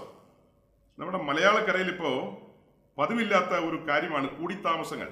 കൂടിത്താമസം എന്നാണോ അതിന് പറയുന്നത്? അതെ, കൂടിത്താമസം. നമ്മുടെ നാട്ടിലെ പെണ്ണുങ്ങളൊക്കെ ഇപ്പോ കല്യാണം കഴിക്കുമായിരുന്നു. നമ്മുടെ നാട്ടിലെ സഹോദരിമാരൊക്കെ പണ്ട് കാലത്ത് കല്യാണം കഴിക്കുമായിരുന്നു. ഇപ്പൊ കല്യാണം വളരെ കുറവാണ്, കൂടിത്താമസങ്ങളാണ്. അയ്യോ, ഇംഗ്ലീഷാ, മലയാളത്തിൽ പറ. അപ്പൊ നിങ്ങളുടെ ഇംഗ്ലീഷ് ഒന്നും ഇവിടെ വേണ്ട. മലയാളക്കരയിൽ നല്ല പഠിപ്പും പത്രാസുമുള്ള പെൺപിള്ളേരൊക്കെ ബാംഗ്ലൂരിലൊക്കെ ജോലിക്ക് വരും. പിന്നെ അവിടെ ഈ പറഞ്ഞ പോലെ ലിവിങ് ടുഗദർ 5, 6, 10 വർഷമൊക്കെ. അത് കഴിഞ്ഞിട്ട് പിന്നെ ഏതെങ്കിലും ഒരുത്തിന്റെ കൂടെയൊക്കെ കല്യാണം കഴിച്ചു പോകും. ഇത്ര പരസ്യമായിട്ട് ഇങ്ങനെ പറയാമെന്ന് ചോദിച്ചാൽ യാഥാർത്ഥ്യങ്ങളാണ്. അപ്പൊ അതുപോട്ടെ, പൊതുവിൽ ഇപ്പൊ അങ്ങനെ കേൾക്കുകയാണ്. പൊതുവിൽ എന്തെല്ലാം കാര്യം. ഈ അടുത്തിടയ്ക്ക് ഒരു സ്ത്രീയുടെ കൊച്ചിനെ ആരോ കൊണ്ടുപോയിന്നോ എന്തൊക്കെയോ പറഞ്ഞ്, ഞാൻ ആ ന്യൂസ് ഒന്നും ശ്രദ്ധിക്കാറില്ല. കാരണം നമുക്ക് അതൊന്നും പ്രൊഡക്റ്റീവ് അല്ല, ഗുണകരമായ കാര്യങ്ങളൊന്നുമല്ല. ഈ നാട്ടിലെ പെണ്ണുങ്ങളെല്ലാം ഇപ്പോൾ കുത്തഴിഞ്ഞ് തോന്നിയ പോലെ നടക്കുകയാണ്. അതെല്ലാം ചാനലുകാർ ന്യൂസ് ആയിക്കൊണ്ടുവരികയാണ്. പത്രത്തിന്റെ താളുകൾ വെറുതെ വേസ്റ്റ് ചെയ്യാണ്. അപ്പൊ ഇതെല്ലാം ചുമ്മാ എന്ത് ചെയ്യുക? കൂടിത്താമസം. അതേസമയം ക്രിസ്ത്യൻ മാരേജ് എന്ന് പറയുന്നത് എങ്ങനെയാണ്? ക്രിസ്ത്യൻ മാരേജിന് നിർബന്ധമാണ് ഒരു എൻഗേജ്മെന്റ്. അതായത് മാതാപിതാക്കളും സഭയും സഭയുടെ പ്രതിനിധിയും ഒരുമിച്ച് കൂടിയിരുന്ന് വിവാഹ നിശ്ചയം നടത്തും. അതിനുള്ള വാക്യങ്ങൾ നമ്മുടെ കയ്യിൽ പുസ്തകത്തിലുണ്ട്, വിവാഹ നിശ്ചയത്തിന്റെ വാക്യങ്ങൾ. അപ്പോൾ ഒരു പ്രത്യേക സാഹചര്യത്തില് വിവാഹ നിശ്ചയവുമായി ബന്ധപ്പെട്ട് കഴിഞ്ഞ ദിവസം ഞാൻ ചില കാര്യങ്ങൾ പറയാനിടയായി. ഓർക്കാപ്പുറത്ത് ഇത് കയറി വന്നുകൊണ്ട് അതിലെ 2 വാക്യങ്ങളൊന്ന് പറയാം. നമ്മുടെ വിഷയമല്ല, 2 വാക്യങ്ങൾ, നിങ്ങൾക്ക് അറിയാവുന്ന വാക്യങ്ങൾ നിങ്ങൾ നോട്ട് ചെയ്തോ. അതായത് 2 കൊരിന്ത്യർ ലേഖനം 11-ാം അധ്യായത്തിന്റെ 2-3 വാക്യം. ഞാൻ നിങ്ങളെ ക്രിസ്തു എന്ന ഏകപുരുഷന് നിർമ്മല കന്യകയായി വിവാഹ നിശ്ചയം ചെയ്യാൻ ഏൽപ്പിച്ചിരിക്കുന്നു എന്ന വിഷയം. അത് എൻഗേജ്മെന്റ് ആണ് കാണിക്കുന്നത്. കൊരിന്തിലേക്ക് പൗലോസ് കടന്നു വന്നു. നമ്മുടെ വിഷയം അതല്ലേ. കൊരിന്തിൽ കടന്നു വന്ന് പൗലോസ് സുവിശേഷം അറിയിക്കുന്നു. ആ സുവിശേഷം കേട്ടവർ ദൈവരാജ്യത്തിലേക്ക് പ്രവേശിക്കുന്നു. അടുത്തടുത്ത പടികളാണതെല്ലാം. അങ്ങനെ കടന്നു വരുന്ന കാര്യങ്ങൾ. പിന്നത്തേതിൽ ചില നാളുകൾക്ക് ശേഷം, 6-7 വർഷങ്ങൾക്ക് ശേഷം പൗലോസ് അവർക്ക് കത്തെഴുതുമ്പോൾ പറയുന്ന കാര്യമാണ്. പഴയ സംഭവം ഓർത്തെടുത്ത് പറയുകയാണ്. അന്ന് ഞാന് നിങ്ങളുടെ ദേശത്ത് വന്ന് തീത്തോസിസ്റ്റോസിന്റെ വീട്ടിൽ വന്ന് 1 ആണ്ടും 6 മാസവും താമസിച്ചു. ആ സമയത്ത് നിങ്ങളെ അറിയിച്ച സുവിശേഷം കൊരിന്ത് ലേഖനത്തിന്റെ 1 കൊരിന്ത് ലേഖനം 4:15 ഞാനല്ലോ നിങ്ങളെ സുവിശേഷത്താൽ ജനിപ്പിച്ചത്. അപ്പോ സുവിശേഷത്താൽ ജനിപ്പിച്ച പൗലോസ്, ജനിക്കപ്പെട്ട കൊരിന്തിര് അവരോട് പറയുകയാണ്, അങ്ങനെ ജനിക്കപ്പെട്ട നിങ്ങൾ ക്രിസ്തു എന്ന ആത്മമണവാളനുമായിട്ടുള്ള വിവാഹ നിശ്ചയത്തിലേക്ക് കടന്നു വന്നു. ഇനി അതിന് ഒരു വാക്യം കൂടെ വേറെയുണ്ട്. അപ്പോസ്തല പ്രവൃത്തി 5-ാം അധ്യായത്തിന്റെ 32-ാമത്തെ വാക്യം. ഈ വസ്തുതയ്ക്ക് ഞങ്ങളും ദൈവം തന്നെ അനുസരിക്കുന്നവർക്ക് നൽകിയ പരിശുദ്ധാത്മാവും സാക്ഷികളാകുന്നതിന് ഉത്തരമില്ല. ഏത് വസ്തുതയ്ക്കാ? 2 കൊരിന്ത് ലേഖനം 11-ാം അധ്യായത്തിലെ വാക്യം, നമുക്ക് കാണാതെ അറിയാവുന്ന വാക്യം. ഞാൻ നിങ്ങളെ ക്രിസ്തു എന്ന ഏകപുരുഷന് നിർമ്മല കനിയായി വിവാഹ നിശ്ചയം ചെയ്യാൻ ഏൽപ്പിച്ചിരിക്കുന്നു എന്ന വിഷയം. ആ വിഷയത്തിൽ പരിശുദ്ധാത്മാവിൽ ദൈവത്തിന്റെ ദാസൻ കടന്നു വന്ന് സുവിശേഷം അറിയിച്ചു. പരിശുദ്ധാത്മ ശക്തിയിലാണ് സുവിശേഷം അറിയിക്കുന്നത്. അങ്ങനെ സുവിശേഷം അറിയിച്ചപ്പോൾ കൊരിന്തിൽ അനേകർ അത് കൈക്കൊണ്ടു. കൊരിന്ത് ദേശം മൊത്തം കൈക്കൊണ്ടെന്നൊന്നും ചിന്തിച്ചേക്കരുത്. കൊരിന്തിൽ അനേകർ അത് കൈക്കൊണ്ടു, അല്ലെങ്കിൽ ഒരു കൂട്ടം ആൾക്കാർ അത് കൈക്കൊണ്ടു. ആ കൈക്കൊണ്ടവരോടുള്ള ബന്ധത്തിലാണ് പറയുന്നത്, ഈ വസ്തുതയ്ക്ക് ഞങ്ങളും, അതായത് ശുശ്രൂഷകന്മാരും, പൗലോസിന്റെ കൂടെ ആരെല്ലാം ഉണ്ട്? തിമത്തിയോസ് ഉണ്ട്, സിലനോസ് ഉണ്ട്, ലൂക്കോസ് ഉണ്ട്, ഇവരൊക്കെ കൂടെയുണ്ട്. അപ്പൊ ഈ വസ്തുതയ്ക്ക് കർത്തൃദാസന്മാരായ ഞങ്ങളും ദൈവത്തിന്റെ പരിശുദ്ധാത്മാവും സാക്ഷികളാകുന്നു. ഇതുപോലെയാണ് ക്രിസ്തീയ വിവാഹത്തോടുള്ള ബന്ധത്തില്. നമ്മുടെ ടോപ്പിക് അല്ല കേട്ടോ, എങ്കിലും ഞാൻ വന്നപ്പോ ഒന്ന് പറയുന്നതാണ്. വിവാഹ നിശ്ചയം മസ്റ്റാണ്. വിവാഹ നിശ്ചയം ഇല്ലാതെ കല്യാണം നടക്കില്ല. ഇത് പറയാൻ കാരണം, ഞങ്ങൾ കഴിഞ്ഞ ദിവസം ഇങ്ങനെ ഒരു സംസാരിച്ചു. എനിക്ക് വളരെ അടുപ്പമുള്ള ഒരു സഹോദരൻ, ഈ കൊറോണ കാലമൊക്കെ ആണല്ലോ, ഇതൊക്കെ സംഘടിപ്പിക്കാൻ വലിയ പാടാ. അവന്റെ വിവാഹമാണ് ഈ വരുന്ന മാസം, നവംബർ മാസം 18-ാം തീയതി. ആ വിവാഹത്തിന് ചെല്ലേണ്ട ആളാണ് ഞാൻ. എന്ന് പറഞ്ഞാൽ അതിന്റെ ഉത്തരവാദിത്തങ്ങൾ വഹിക്കാനായിട്ട് കടന്നു പോകണം. അപ്പോൾ ഒരു പ്രത്യേക സാഹചര്യത്തിൽ ഇവര് ഈ കാര്യങ്ങളെല്ലാം സെറ്റ് ചെയ്തു. അന്നത്തെ ദിവസത്തേക്ക് കല്യാണവും കാര്യങ്ങളൊക്കെ. പക്ഷെ എൻഗേജ്മെന്റ് നടത്താൻ കഴിയാത്ത വിധം പയ്യന്റെയും പെണ്ണിന്റെയും, ഈ മണവാളന്റെയും മണവാട്ടിയുടെയും വീട് ഇത്തിരി ദൂരെ ആയതുകൊണ്ട് 2-3 ഡിസ്ട്രിക്ട് അപ്പുറം ഇപ്പുറയൊക്കെ ആയിട്ടാണ്. സെൻട്രൽ കേരളയും സൗത്ത് കേരളയും ആയിട്ട് വരും. അപ്പോൾ എൻഗേജ്മെന്റ് അങ്ങ് ഒഴിവാക്കിയേക്കാം, നേരെ കല്യാണത്തിലേക്ക് പോകാമെന്നൊരു ചിന്തയിലേക്ക് വന്നു. അത് ഒരിക്കലും നടപടിയുള്ള കാര്യമല്ല. എൻഗേജ്മെന്റ് നടത്താതെ ഈ വസ്തുതയ്ക്ക് ഞങ്ങളും ദൈവത്തിന്റെ പരിശുദ്ധാത്മാവും സാക്ഷികളാകണം. ചുമ്മാ ഏതെങ്കിലും ഒരു പെങ്കൊച്ച് അന്നത്തെ ദിവസം കടന്നു വന്നിട്ട് പറയാണ്, അല്ല എന്റെ കാര്യം അന്ന് പറഞ്ഞ് ഒപ്പിച്ചത്, സെറ്റ് ചെയ്ത് വെച്ചത്, അതുകൊണ്ട് എന്നെ കെട്ടിക്കോളാൻ പറഞ്ഞു കഴിഞ്ഞാൽ, അപ്പൊ മറ്റേ പെങ്കൊച്ച് പറയാണ്, എന്നെയാ പറഞ്ഞ് ഏർപ്പാട് ചെയ്തെന്ന് പറഞ്ഞാൽ ചുമ്മാ അങ്ങനെ രണ്ടുപേരും പറഞ്ഞിട്ട് കാര്യമില്ലല്ലോ. വിത്ത് എന്താ എവിഡൻസ്, സോളിഡ് ആയിട്ടുള്ള എവിഡൻസുകളാണ് ഇരിക്കുന്നത്. ആ പെൺകുട്ടിയും അഥവാ നിയുക്ത മണവാളനും, നിയുക്ത മണവാളനും നിയുക്ത മണവാട്ടിയും അന്ന് ഒപ്പുവെക്കുന്നു. പിന്നത്തേതിൽ ശുശ്രൂഷകന്മാർ ഒപ്പുവെക്കുന്നു, സഭയുടെ പ്രതിനിധികൾ അവിടെ ഒപ്പുവെക്കുന്നു. ഈ കാര്യം ചെയ്യുമ്പോൾ ദൈവത്തിന്റെ പരിശുദ്ധാത്മാവിന്റെ സാന്നിധ്യത്തിൽ സ്വർഗദൂതന്മാരെ സാക്ഷി വെച്ചുകൊണ്ടാണ് ഇതെല്ലാം ചെയ്യുന്നത്. ഈ പറയപ്പെട്ട ആളുകളെല്ലാമാണ് വിവാഹത്തിലേക്കും കടന്നു വരുന്നത്. ശുശ്രൂഷകന്മാരും ഈ ഒപ്പുവെച്ചവരും ഇവരെല്ലാം കൂടിയാണ് അന്നത്തെ ദിവസം ഈ പെൺകുട്ടിയെ ആനയിച്ച് വിവാഹവേദിയിലേക്ക് കൂട്ടിക്കൊണ്ടുവരുന്നത്. അപ്പോൾ ഇതിന്റെ ഒരു ചെറിയ പൊരുള് ശ്രദ്ധിക്കാത്തവര്, ക്രിസ്തീയ വിവാഹത്തിന്റെ ആ ഒരു മെത്തേഡ് മനസ്സിലാക്കാത്തവര് ഉണ്ടെങ്കിൽ നിങ്ങൾ അത് മനസ്സിലാക്കിക്കൊള്ളുക. അതിനുവേണ്ടി പറഞ്ഞാണ്. നമുക്കിപ്പോൾ അത് പറയേണ്ട ഒരു കാര്യമുള്ളതല്ല, സൂചിപ്പിച്ചതാണ്. നമ്മുടെ വിഷയം എന്താ? ചുമ്മാ കൂടി താമസിക്കുകയാണ്. അപ്പൊ അങ്ങനെ കൂടി താമസിക്കലല്ല ക്രിസ്തീയ വിവാഹം. ഇങ്ങനെ വിവാഹ നിശ്ചയം കഴിഞ്ഞ് അടുത്ത പടി സഭ ഒത്തുകൂടി ദൈവസാന്നിധ്യത്തിൽ ദൂതന്മാരെ സാക്ഷി നിർത്തിക്കൊണ്ട് കർത്താവ് നിയോഗിച്ച ശുശ്രൂഷകന്മാര് ഈ നിയുക്ത മണവാളനെയും നിയുക്ത മണവാട്ടിയെയും കരം പിടിപ്പിച്ച് വിവാഹ ജീവിതത്തിലേക്ക് നടത്തിവിടുന്നു, അല്ലെങ്കിൽ കടത്തിവിടുന്നു, ആശീർവദിക്കുന്നു. അങ്ങനെയൊക്കെ നമുക്ക് ചിന്തിക്കാം. എന്നാൽ നമുക്ക് സ്വപ്നത്തിന്റെ കോണിൽ പോലും ചിന്തിക്കാൻ പറ്റാത്തൊരു കാര്യമാണ് ഇപ്പൊ പറഞ്ഞ ഈ കൂടിത്താമസമൊക്കെ. അപ്പൊ കൂടിത്താമസം ഞാൻ എന്തിനാ ഇപ്പൊ പറഞ്ഞത്? വീണ്ടും ജനനാനുഭവത്തിൽ ക്രിസ്തു എന്ന ആത്മമണവാളനുമായിട്ടുള്ള ഈ ഒരു ബന്ധത്തിലേക്ക് ഈ പറയപ്പെട്ട നിലയിൽ സുവിശേഷ നിമിത്തം ആ വിവാഹ നിശ്ചയം നടക്കണം. വിവാഹ നിശ്ചയം നടന്ന് ദൈവരാജ്യത്തിലേക്ക് പ്രവേശിക്കണം. ദൈവരാജ്യത്തിലേക്ക് പ്രവേശിച്ച വ്യക്തികൾ അവരുടെ ഒരുക്കം പൂർത്തിയാക്കണം. ഒരുക്കം പൂർത്തിയാക്കി കാത്തിരുന്ന് കാഹളത്തിന് വേണ്ടി തയ്യാറായി വിവാഹത്തിന് വേണ്ടി ഒരുങ്ങണം. ഇതൊക്കെയാണ് വേദപുസ്തകത്തിന്റെ തത്വം. ഇതൊന്നും അല്ല എങ്ങും പ്രസംഗിക്കുന്നത്. എങ്ങും എന്ന് പറഞ്ഞാൽ അത് കുഴപ്പമായല്ലോ. ഇത് പറഞ്ഞു വന്നാ ഇതൊന്നും ഭൂരിപക്ഷ മേഖലകളിൽ പ്രസംഗിക്കപ്പെടുന്നില്ല. ഒരു ന്യൂനപക്ഷം വചനത്തെ സ്നേഹിക്കുന്ന, വചനത്തിങ്കൽ ഉറയ്ക്കുന്ന ദൈവത്തിന്റെ ഭൃത്യന്മാർ ഈ കാര്യങ്ങൾ പ്രസംഗിക്കുകയും പറയുകയും ചെയ്യുന്നുണ്ട്. അല്ലാതെ ഭൂരിപക്ഷം ആളുകൾ വേറെ കഥ പറഞ്ഞുകൊണ്ടിരിക്കുന്ന ഒരു കാലമാണ്. കഥ പറയുന്ന കാലം. കഥയല്ല നമ്മൾ പറഞ്ഞു തുടങ്ങുന്നത്, സീരിയസ് ആയ കാര്യങ്ങളാണ് പറയുന്നത്. അപ്പോൾ മനസ്സിലാക്കേണ്ടത്, കൂടി താമസിക്കുന്നവരുടെ എല്ലാം കാര്യം തവിട് പൊടി. അതായത് വീണ്ടും ജനനാനുഭവത്തിൽ വാസ്തവമായി വിവാഹ നിശ്ചയത്തിലേക്ക് വന്നവർക്ക് തലയെടുപ്പുണ്ടാവും, ഉറപ്പുണ്ടാവും, ധൈര്യമുണ്ടാവും. എന്തു വന്നാലും എന്ത് സംഭവിച്ചാലും ഭൂമി കീഴ്മേൽ മറിഞ്ഞാലും ഈ വസ്തുതയ്ക്ക് ദൈവത്തിന്റെ ദാസന്മാരും ദൈവത്തിന്റെ പരിശുദ്ധാത്മാവും സാക്ഷികളാണ്. അവൻ എനിക്ക് വാക്ക് തന്നിട്ടുള്ള കാര്യമാണ്. ഞാൻ നിന്നെ ഒരു നാളും ഉപേക്ഷിക്കുകയില്ല, കൈവിടുകയുമില്ല. ഞാൻ നിന്നെ ചേർക്കാൻ ഇതാ വേഗം വരുന്നു. അതവന്റെ വാക്കാണ്. അത് ഉറച്ചു വിശ്വസിക്കാൻ ആർക്കാ കഴിയുന്നത്? യോഹന്നാൻ 3:8 വായിച്ചവർക്ക്, ആത്മാവിനാൽ ജനിച്ചവർക്ക് അത് വിശ്വസിക്കാൻ കഴിയും. അല്ലാത്തവർക്കോ? അല്ലാത്തവർ നെഞ്ചു തിരുമും. അപ്പൊ കൂടിത്താമസം പറഞ്ഞതുകൊണ്ടാണ് അത്രയും മുന്നോട്ട് പോയത്.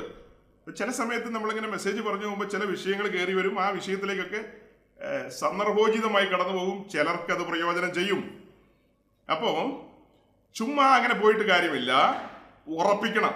ക്രിസ്ത്യാനിത്വം ഉറപ്പിക്കപ്പെടണം. തോന്നലുകളല്ല. അതെന്റെ ഉറപ്പായിരിക്കണം. യെസ്, ഞാനൊരു ക്രിസ്ത്യാനിയാണ്, ഞാനൊരു ദൈവ പൈതലാണ്, ഞാൻ കുഞ്ഞാടിന്റെ നിയുക്ത മണവാട്ടിയാണ്. അതെന്റെ ബോധ്യമാണ്, എന്റെ ഉറപ്പാണ്. ഈ 62 എപ്പിസോഡിലും ഞാനിരുന്ന് സംസാരിക്കുന്നുണ്ട് സഹോദരങ്ങളെ. യാതൊരു ചാഞ്ചല്യവുമില്ല. ഞാൻ ഇടയ്ക്ക് ഇച്ചിരി ചുമയൊക്കെ ചുമയ്ക്കാറുണ്ട്. പക്ഷെ ഇതൊന്നും പറയുമ്പോൾ ചുമയ്ക്കാറില്ല. ചുമയ്ക്കുന്നത് ഇതുമായിട്ടൊരു ബന്ധമില്ല. വളരെ കൃത്യമായിട്ട്, വളരെ ക്ലിയർ കട്ടായിട്ടാണ് പറയുന്നത്. എനിക്ക് എന്റെ രക്ഷയും എന്റെ വീണ്ടും ജനനത്തെ കുറിച്ചും നല്ല ബോധ്യമാണ്. അങ്ങനെ ആ രക്ഷയോടുള്ള ബന്ധത്തിൽ ഞാൻ ദൈവരാജ്യത്തിലേക്ക് പ്രവേശിക്കുന്നു. ഇമ്മീഡിയറ്റ്, ഉടനടി സംഭവിക്കുന്ന കാര്യമാണ് എന്റെ സ്നാനം. രക്ഷയും സ്നാനവും ചേർന്ന് നിൽക്കുന്ന കാര്യമാണ്. നമ്മൾ അവിടെയാ കഴിഞ്ഞ ആഴ്ച വന്ന് നിൽക്കുന്നത്. രക്ഷയും സ്നാനത്തിലോ വന്ന് നിൽക്കുന്നത്. രക്ഷ നമ്മൾ നേരത്തെ പറഞ്ഞു, പക്ഷെ ഇനിയും അതിനെക്കുറിച്ച് പറയേണ്ടതുണ്ട്, അല്പം കൂടെ പറയേണ്ടതുണ്ട്. എന്നിട്ട് നമുക്ക് നേരെ സ്നാനക്കുളത്തിലേക്ക് പോകണം. ചുമ്മാ ഒന്ന് പറഞ്ഞ് രണ്ടിനെ പിടിച്ച് മുക്കുന്ന ആ ഇടപാടല്ല നമ്മൾ ഈ സ്നാനം എന്ന് പറയുന്നത്. ഞാൻ വളരെ സങ്കടപൂർവ്വം നിങ്ങളോട് ഒരു കാര്യം പറയട്ടെ. വളരെ സങ്കടപൂർവ്വം എൻ്റെ ഒരു വാത്സല്യ സഹോദരി ഇന്ന് ആദ്യമായിട്ട് എന്നെ കേൾക്കുന്നുണ്ട്. ഒരു വാത്സല്യ സഹോദരി. ആ സഹോദരിയുടെ ഭർത്താവ് ഈ പറയപ്പെട്ട പെന്തിക്കോസുകാരുടെ കൂട്ടത്തിലുള്ള ആളാണ്. അവൻ എൻ്റെ ഒരു പ്രിയമിത്രമാണ്. അപ്പൊ ഈ കൊറോണയൊക്കെ കൊറോണയൊന്നും കഴിഞ്ഞിട്ടില്ല. ഈ കൊറോണയുടെ ഇതൊക്കെ ഒന്ന് ശമനം വന്ന് കഴിഞ്ഞ ദിവസം ഈ സഹോദരന്റെ കൂട്ടത്തിൽ ഇവള് വളരെ കാലങ്ങൾക്ക് ശേഷം അവൻ കൂടുന്ന ആ കൂട്ടായ്മയിലേക്ക് ഒന്ന് കടന്നുപോയി. പണ്ട് 1-2 പ്രാവശ്യം അവർ വേറൊരു ദിക്കി മറ്റൊരു ദേശത്ത് താമസിച്ചുകൊണ്ടിരുന്നപ്പോൾ അവന്റെ ഒരു നിർബന്ധപ്രകാരം അവരുടെ ഒരു കൂട്ടായ്മയിലേക്ക് അന്നത്തെ കാലത്ത് ഒരു പ്രവാചകരൊക്കെയുള്ള ഒരു കൂട്ടായ്മയാണ്. വലിയ പ്രവാചകനാണ്, പേര് കേട്ട പുള്ളിക്കാരനാണ്. വെള്ളം ഇടുന്നത്. ഞാൻ ഇന്നിപ്പോൾ ഇട്ടപ്പോൾ അത് വെള്ളം മാറിപ്പോയി സഹോദരങ്ങളെ, ക്ഷമിക്കണം. ഇന്ന് വെള്ളയൊന്നുമില്ല. ഇന്ന് കിട്ടിയ കുപ്പായം എടുത്തിട്ടു. അപ്പൊ അങ്ങനെ പുള്ളി വെള്ളയും മാത്രമേ ഇടുകയുള്ളൂ. പക്ഷെ ലോകകാര്യം മാത്രമേ പറയുള്ളൂ. വെള്ളയൊക്കെയാ, പക്ഷെ പറഞ്ഞു കഴിഞ്ഞ് ഈ ലോകത്തിലുള്ള ചപ്പും ചവറിന്റെ കാര്യയെ പ്രവചനമായിട്ടാണെങ്കിലും പ്രസംഗമായിട്ടാണെങ്കിലും പറയുള്ളൂ. അപ്പൊ എന്തായാലും ഈ സഹോദരി അവിടെ പോയി 2-3 ആഴ്ച കടന്നുപോയി. അപ്പൊ അങ്ങനെ 2-3 ആഴ്ച കടന്നുപോയി കഴിഞ്ഞപ്പോ അവിടെയുള്ള വിദ്വാന്മാരെല്ലാം പറയാ, അപ്പോ 2-3 ആഴ്ചയായില്ലേ, ഇത് നമുക്ക് വെള്ളത്തിൽ ചാടാന്ന്. ഇവരെന്നെ പറയുന്നതെന്ന് കേൾക്കാൻ വേണ്ടിയിട്ടാ സഹോദരി അവിടെ ഒന്ന് കടന്നുപോയത്. 3 ആഴ്ച കഴിഞ്ഞപ്പോഴത്തേക്കും പറയാം, ഇനി എന്നാ നമ്മൾ വെള്ളത്തിൽ ചാടുന്നതെന്ന്. മനസ്സ് മടുക്കോ ഇല്ലയോ? ഒന്ന് ചിന്തിച്ചു നോക്കിയേ. അതാണോ സുവിശേഷം? ഇതാണോ ക്രിസ്ത്യാനിറ്റി? ഇവരുടെ ഇടപാടുകളോട് തനിക്ക് താല്പര്യം തോന്നാതെ കുറേ കാലം താന് ഈ കൂട്ടങ്ങളുമായിട്ടൊന്നും ഒരു ബന്ധത്തിൽ പോയില്ല. പിന്നെ കാലങ്ങൾ കഴിഞ്ഞപ്പോഴത്തേക്ക് കൊറോണ വന്നു. അങ്ങനെ 1.5 വർഷം അങ്ങനെയും പോയി. അപ്പോൾ തന്റെ ഭർത്താവിനോടുള്ള സ്നേഹത്താൽ താൻ പോകുന്ന സ്ഥലത്തേക്ക് കടന്നു പോകാനായിട്ട് താല്പര്യപ്പെട്ട് തന്നോടുകൂടെ പോയി. താനൊരു ക്രിസ്തീയ വിശ്വാസ മേഖലയിലാണ് നിൽക്കുന്നത്. അത് ക്രിസ്തീയ ഗ്രൂപ്പുകളിൽ പല ഡിനോമിനേഷനുകളുണ്ട്, പല ഗ്രൂപ്പുകളുണ്ട്. അപ്പോൾ പലരുടെയും വിശ്വാസങ്ങൾ വ്യത്യസ്തമായ നിലകളിലാണ്. ഇനി അതെന്തും ആകട്ടെ, അപ്പോൾ അതിനെല്ലാം ഞാൻ ചോദ്യം ചെയ്യുകയല്ല. അപ്പോൾ അങ്ങനെ ഈ കഴിഞ്ഞ ദിവസം അവിടെ കടന്നുപോയി അവിടുത്തെ കൂട്ടായ്മയും കാര്യങ്ങളും പാട്ടും പ്രാർത്ഥന എല്ലാ കാര്യങ്ങളും ഉണ്ടായി. അതെല്ലാം കഴിഞ്ഞ് പിരിയുന്ന സമയത്ത് എല്ലാവരും കുശലമൊക്കെ പറയുമല്ലോ. അപ്പോൾ നമ്മുടെ വാത്സല്യ സഹോദരിയോട് അവിടുത്തെ ശുശ്രൂഷകൻ, ഞാനിതൊരു കുറ്റം പറയുന്നതല്ല, എനിക്ക് സങ്കടമുള്ളതുകൊണ്ട് പറയുന്നതാണ്, എനിക്ക് വളരെ സങ്കടമുള്ളതുകൊണ്ട് പറയുന്ന സഹോദരിയോട് പറയാണ്, കൊറോണയൊക്കെ അതായത് കൊറോണയ്ക്കൊക്കെ ഒരു ശമനം വന്നല്ലോ, ഇനി നമുക്ക് സ്നാനപ്പെട്ടേക്കാന്ന്. ഇത് കഴിഞ്ഞ കുറേ നാളുകൾക്ക് മുമ്പ് വേറൊരു സ്ഥലത്ത് കേട്ടിട്ടിരിക്കുക, കൊറോണ വന്നു പോയതുകൊണ്ട് ഭയപ്പെട്ടില്ലേ, ഇനി നമുക്ക് സ്നാനപ്പെട്ടേക്കാന്ന്. കൊറോണ വന്നു അല്ല, അങ്ങനെ പറഞ്ഞില്ലേലും കൊറോണയ്ക്കൊക്കെ ഒരു ചെറിയ ശമനം വന്നല്ലോ, ഇനി എന്താ ഒരു താമസം, നമുക്ക് സ്നാനപ്പെട്ടേക്കാന്ന്. ആ ഒരു ധ്വനിയാണ് വരുന്നത്. അതെങ്ങനെ ശരിയാവും സഹോദരങ്ങളെ? അതെങ്ങനെ ശരിയാവും? ആ നിലയിലുള്ള സംസാരം എങ്ങനെ ശരിയാവും? ഒരാൾ നമ്മുടെ കൂട്ടായ്മയിലേക്ക് വന്നു കഴിഞ്ഞാൽ, ഫെലോഷിപ്പിലേക്ക് വന്നു കഴിഞ്ഞാൽ ഒന്ന് പറഞ്ഞ് രണ്ടിന് ആളുകളെ ഈ സ്നാനത്തിന്റെ കാര്യം പറയേണ്ട കാര്യം എന്താ? നമ്മളെന്തിനാണ് അവരോട് സ്നാനത്തെക്കുറിച്ച് പറയുന്നത്? നമ്മൾ പറയേണ്ട കാര്യം എന്താ? ഞാൻ നിങ്ങളെ ക്രിസ്തു എന്ന ഏകപുരുഷനെ പരിചയപ്പെടുത്തണം. ക്രിസ്തു എന്ന ഏകപുരുഷൻ അവൻ ആരെന്ന് വെളിപ്പെടുത്തണം. അവനെ കുറിച്ച് പ്രസംഗിക്ക്. അവൻ ആരെന്ന് പറയൂ. അവനെ ഉയർത്തൂ. ഇതെല്ലാം കഴിയുമ്പോൾ നമ്മുടെ പ്രിയപ്പെട്ടവര്, ഇവരെല്ലാം മനുഷ്യരാ, കഠിനഹൃദയരൊന്നുമല്ല. ഈ കാര്യം കാര്യം തിരിയണം എന്ന് പറഞ്ഞാൽ എങ്ങനെയാ? ഈ കാര്യം മനസ്സിലാക്കാൻ പറ്റണം. മനസ്സിലാകുന്ന രീതിയിലേക്ക് ഈ രക്ഷയുടെ വഴിയും തുറന്നു കൊണ്ടുവന്നു കഴിഞ്ഞിട്ട് ചെറുതായിട്ടൊരു സൂചന വേണേ കൊടുക്കാം. ചെറുതായിട്ട്, എല്ലാവർക്കും ഒരുപോലെ ക്ലിക്ക് ആകണമെന്നൊന്നുമില്ല. ചെറുതായിട്ട് നമുക്കൊരു സൂചന കൊടുക്കാം. ഇങ്ങനെയൊക്കെയാണ് ഇതിന്റെ റൂട്ടുകൾ എന്ന് പറയാം. ഞങ്ങളുടെ മെസ്സേജിന്റെ രീതി ഇതാണ്. സുവിശേഷം പ്രസംഗിക്കുന്നു, വ്യക്തികൾ വീണ്ടെടുപ്പിന്റെ അനുഭവത്തിലേക്ക് വരുന്നു, അവരെ സ്നാനത്തിലേക്ക് നയിക്കുന്നു, പിന്നീട് ഇങ്ങനെയാണ് അതിന്റെ ഒരു റൂട്ടുണ്ട് എന്നൊക്കെ പറയാം. ശരിക്കും പറഞ്ഞു കഴിഞ്ഞാൽ ശുശ്രൂഷകന്മാർ ആത്മാവിൽ ജീവിക്കണം. യോഹന്നാൻ 3:8 സ്നാനപ്പെടാന്ന് പറയുന്ന ഉപദേശി യോഹന്നാൻ 3:8 മറക്കരുത്. ഇല്ലാത്തവരൊന്നും മിണ്ടാതിരിക്കുക, വായടയ്ക്ക്. യോഹന്നാൻ 3:8 അംഗീകരിക്കാത്ത ഒരു പുള്ളി പോലും സ്നാനത്തെക്കുറിച്ച് ഒരു കാര്യം പറയാതിരിക്കുക. അന്ത്യോക്യന്ന് യാത്ര പുറപ്പെട്ടപ്പോ എങ്ങോട്ടാ പോകുന്നതെന്നൊരു പിടിയില്ല. വാക്യം വായിച്ചു കഴിഞ്ഞു. ഈ ഒന്നാം യാത്രയിലെ ജനം എങ്ങനെ ഇരിക്കുന്നു എന്നൊന്ന് അറിയാൻ വേണ്ടിയിട്ടാണ് പുറപ്പെട്ടത്. പുറപ്പെട്ട് മുന്നോട്ട് വന്നു. പൗലോസിന്റെ ജന്മദേശമാ കിലിക്കിയ. അത് കഴിഞ്ഞ് മുന്നോട്ട് വന്നപ്പോ നേരത്തെ പോയ സ്ഥലങ്ങൾ ദർബ, പെർഗ, ലുസ്രയിൽ കല്ലേറൊക്കെ കൊണ്ട സ്ഥലം, ഇക്കോന്യ, ലുക്കോന്യ എന്ന് വേണ്ട ഇതെല്ലാം കഴിഞ്ഞ് മുന്നോട്ട് വരിക. ലുസ്രയിൽ വന്നപ്പോൾ വിശേഷപ്പെട്ടൊരു സംഭവം ഉണ്ടായി. ലുസ്ര നമുക്ക് മറക്കാൻ പറ്റില്ല. കല്ലേറ് മാത്രമല്ല, ലുസ്ര എന്ന് പറയുമ്പോൾ എന്റെ മനസ്സിൽ രണ്ട് കാര്യമാ.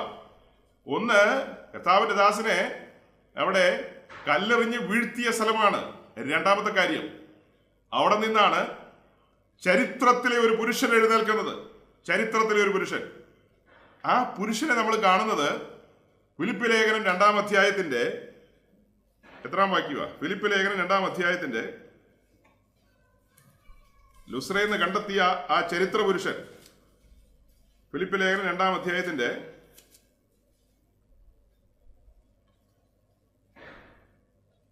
20-ാമത്തെ വാക്യം. Philippians chapter 2 verse 20. നിങ്ങളെ സംബന്ധിച്ച് പരമാർത്ഥമായി കരുതുവാൻ തുല്യചിത്തനായ എനിക്ക് മറ്റാരുമില്ല. യേശുക്രിസ്തുവിന്റെ കാര്യമല്ല, സ്വന്തം കാര്യമത്രേ എല്ലാവരും നോക്കുന്നു. 21-ാം വാക്യത്തിൽ രണ്ട് കാര്യമുണ്ട്. ഒരു കാര്യം എന്താ? സ്വന്തം കാര്യം. മറ്റേ കാര്യം എന്നാ? യേശുക്രിസ്തുവിന്റെ കാര്യം. എന്ന് പറഞ്ഞാൽ എന്താ? ദൈവരാജ്യത്തിന്റെ കാര്യങ്ങൾ. അപ്പൊ ഈ ലുസ്രയിന്ന് പൗലോസ് കണ്ടെടുത്ത വ്യക്തി,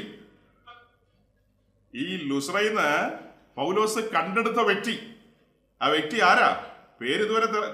പേരിതുവരെ തെളിഞ്ഞു വന്നിട്ടില്ല. ലുസ്രയിന്ന് കണ്ടെടുത്ത വ്യക്തിയാണ് എന്നെ സംബന്ധിച്ച് ചരിത്ര പുരുഷൻ എന്ന് ഞാൻ പറയുന്ന തിമത്തിയോസ്, ഭക്തനായ തിമത്തിയോസ്. ഈ 2-ാം യാത്ര തുടങ്ങുന്ന സമയത്തൊക്കെ ഞാൻ ഒരു പ്രത്യേക രീതിയിൽ എന്ന് പറഞ്ഞാൽ ഒരു അലങ്കാര രീതിയിലൊക്കെ ചില വാക്കുകളൊക്കെ ഉപയോഗിച്ചിട്ടുണ്ട്. പൗലോസ് സിലനോസും കൂടി എവിടെയാ? ലുസ്രയിൽ വരുന്നു. ലുസ്രയിൽ വരുമ്പോൾ തിമത്തിയോസിന്റെ അമ്മയെയും വല്യമ്മയെയും കാണുന്നു. അമ്മയുടെയും വല്യമ്മയുടെയും പേര് വല്ല പിടിയുണ്ടോ? ഓക്കെ, അപ്പോ അമ്മയുടെയും വല്യമ്മയുടെയും പേര് ആരോട് ചോദിക്കുമ്പോ? ഒത്തിരി പേരുടെ പേര് കാണുന്നുണ്ടല്ലോ. ബിജുപുത്രനെ പേര് പറയണ്ട, നമ്മുടെ സഹോദരിമാരോടൊക്കെയല്ലേ ശരിക്കും ചോദിക്കണ്ടേ അത്? സഹോദരിമാരാരെങ്കിലും പറഞ്ഞ അമ്മയുടെയും വല്യമ്മയുടെയും പേര്? ജോയ്സി എന്ന് പറഞ്ഞ ജോയ്സി, അമ്മയുടെയും വല്യമ്മയുടെയും പേര് ഓർക്കാപ്പുറത്ത് ഇങ്ങനെ ചോദിച്ചു കഴിഞ്ഞാൽ വിഷമിച്ചു പോകും. അടുക്കളയിലെല്ലാണോ? ഓടിവാ, ഓടി വന്നിട്ട് പറ. 2 മിനിറ്റ് പോയാലും സാരമില്ല. പെട്ടെന്ന് ചോദിച്ചാൽ പറയാൻ ഇത്തിരി പാടാ. ആ കണ്ടോ, എവിടെന്നല്ല വരുന്നത്? എന്റെ ദൈവമേ, ഞാൻ ധന്യനായി. ആരും ഇതൊന്നും പറഞ്ഞില്ലെങ്കില്, എന്റെ പൊന്നെ, ആരും ഇതൊന്നും പറഞ്ഞില്ലെങ്കിൽ സാധാരണ ഉപദേശിമാർക്ക് സങ്കടം ഉണ്ടോ ഇല്ലയോ എന്ന് എനിക്കറിയില്ല, എനിക്ക് അത്ര വലിയ പിടിയില്ല. എന്നെ സംബന്ധിച്ച് വലിയ സങ്കടമാണ് സഹോദരങ്ങളെ, വലിയ സങ്കടമാണ്. നമ്മൾ വലിയ അധ്വാനിക്കുന്നത്.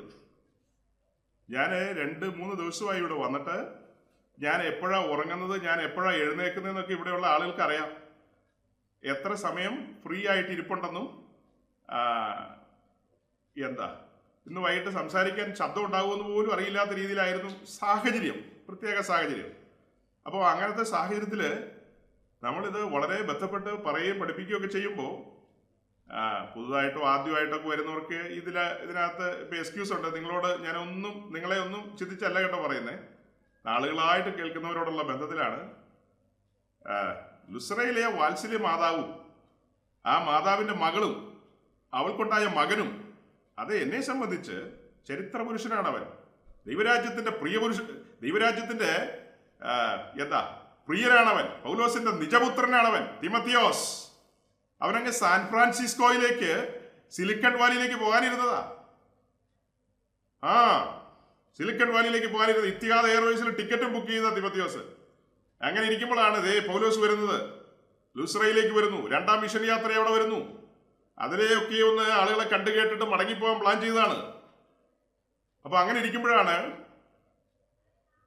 പൗലോസ് ആ വീട്ടിലേക്ക് കടന്നു വരുന്നത്.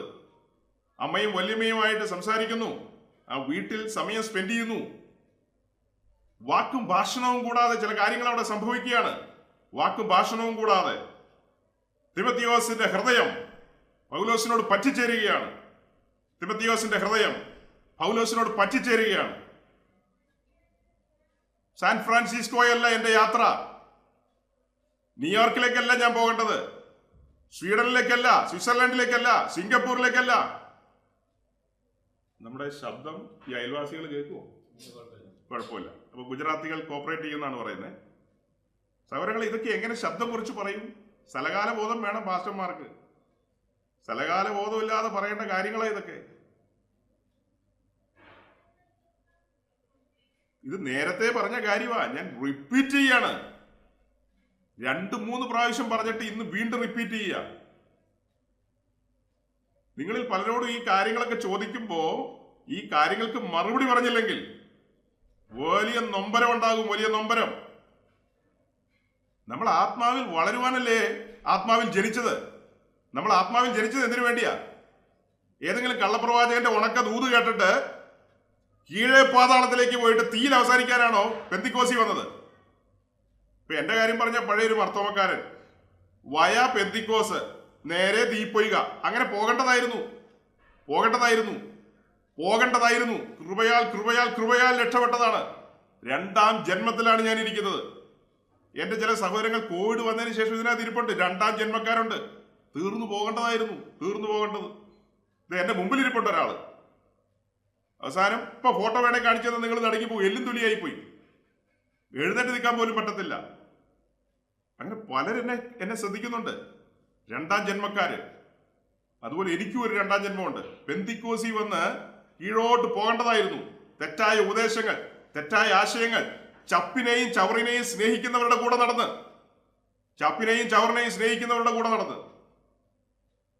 കൃപയാൽ രക്ഷപ്പെട്ടതാ. ലൂസറയിലേക്ക് വന്ന മനുഷ്യനെ ദൈവാത്മാവ് തിമോഥെയോസിന് പരിചയപ്പെടുത്തി കൊടുത്തു. ഇവൻ എൻ്റെ ദാസൻ, ചേർന്ന് നടക്കാൻ പറഞ്ഞു. തിമോഥെയോസ് ഒന്നും പറഞ്ഞില്ല, ചേർന്ന് നടന്നു. ചരിത്രത്തിൽ എഴുതി വെച്ചിരിക്കുക. ഫിലിപ്പി ലേഖനം 2:20 ഒന്നുകൂടെ വായിക്കും. നിങ്ങളെ സംബന്ധിച്ച് പരമാർത്ഥമായി കരുതുവാൻ തുല്യചിത്തനായി എനിക്ക് മറ്റാരുമില്ല. ഒന്നുകൂടെ വായിച്ചേ. നിങ്ങളെ സംബന്ധിച്ച് പരമാർത്ഥമായി കരുതുവാൻ തുല്യചിത്തനായി എനിക്ക് മറ്റാരുമില്ല. യേശുക്രിസ്തുവിന്റെ കാര്യമല്ല, സ്വന്തം കാര്യമത്രേ എല്ലാവരും നോക്കുന്നു. സഹോദരങ്ങളെ, ഈ ഒരു സമയം വന്നപ്പോഴത്തേക്കും പൗലോസ് കാരാഗ്രഹത്തിലായി. ഇത് ഒത്തിരി കാലം മുന്നോട്ട് പോയി. 2ാം യാത്രയും 3ാം യാത്രയും ഒക്കെ കഴിഞ്ഞിട്ട് പിന്നത്തേതിൽ ഒത്തിരി സമയം മുന്നോട്ട് പോയപ്പോഴുള്ള കാര്യമാണ്. പല പ്രിയപ്പെട്ടവരും റോമലേഖനം 12ാം അധ്യായത്തിന്റെ 11ാം വാക്യം വായിച്ചേ. Romance chapter 12:11. മടുപ്പില്ലാതെ ആത്മാവിൽ എരിവുള്ളവരായി കർത്താവിനെ സേവിപ്പിൻ. ഉത്സാഹത്തിൽ മടുപ്പ് വന്നു, ആത്മാവിലെ എരിവ് കെട്ടടങ്ങി. നിങ്ങളെക്കുറിച്ച് പരമാർത്ഥമായി കരുതുവാൻ തുല്യചിത്തനായി എനിക്ക് മറ്റാരുമില്ലാത്തൊരു കാലം. ആത്മാവിൽ മടുപ്പ്, ഉത്സാഹരാഹിത്യം, തെറ്റായ ആശയങ്ങൾ തലയിലേക്ക് കയറുന്നു. ഇങ്ങനെയൊക്കെ മതി, വല്ലവിധേനയും അല്ലല്ലോ, എങ്ങനെയെങ്കിലും ഒക്കെ അങ്ങ് പ്രസംഗിച്ചാൽ മതി, എങ്ങനെയെങ്കിലും പോയാൽ മതി എന്നൊരു ഒരു ടൈം വരികയാണ്. ഫിലിപ്പി ലേഖനം 2:21 വായിച്ചേ. ഫിലിപ്പീൻസ് 2:21.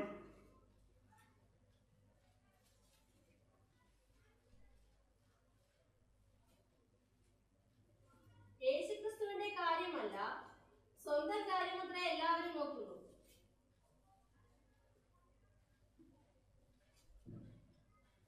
എന്റെ സഹോദരങ്ങളെ, എന്തു പറയാനാ? ഞാൻ പ്രിപ്പയർ ചെയ്ത മെസ്സേജ് അല്ലിത്. പ്രിപ്പയർ ചെയ്ത മെസ്സേജ് ഈ തീത്തോസ് യുസ്തോസിന്റെ വീട്ടിലാണ് പ്രസംഗിക്കേണ്ടത്. ഇതിപ്പോ നടുറോഡിൽ നിന്ന് പ്രസംഗിക്കുന്ന അവസ്ഥയാണ്. നമുക്ക് തീത്തോസ് യുസ്തോസിന്റെ വീട്ടിൽ കാണിക്കേണ്ട പിക്ചറുകളെല്ലാം സജ്ജമാണ്. സ്ക്രീൻ ഷെയറിങ്ങിന് സഹോദരന്മാർ റെഡി ആയിട്ടിരിക്കുന്നു. ഇതിപ്പോ നടുക്കടലിലോ നടുറോഡിലോ എന്ന് പറയുന്ന പോലെയാണ്. ഒന്നുകൂടെ വായിച്ച് വീണ്ടും കേൾക്കട്ടെ. യേശുക്രിസ്തുവിന്റെ കാര്യമല്ല, സ്വന്തം കാര്യമത്രേ എല്ലാവരും നോക്കുന്നു. ഈ സ്വന്തം കാര്യം നോക്കുന്ന ഉപദേശിമാരാ പറയുന്നത് അവർ അനുഗ്രഹത്തെ കുറിച്ചൊന്നും പ്രസംഗിക്കുന്നില്ല, അത് പ്രസംഗിക്കുന്നില്ല, ഇത് പ്രസംഗിക്കുന്നില്ല എന്നൊക്കെ പറഞ്ഞു വരുന്നത്.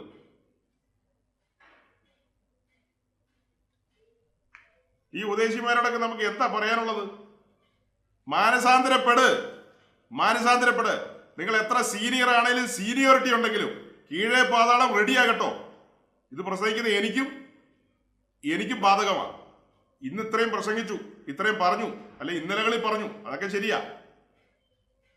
നമ്മൾ വേറൊരു മീറ്റിങ്ങില് സമാഗമന കൂടാരത്തിന്റെ വിശുദ്ധ സ്ഥലത്തിരിക്കുന്ന വിളക്കിനെ കുറിച്ച് പറഞ്ഞുകൊണ്ടിരിക്കുക.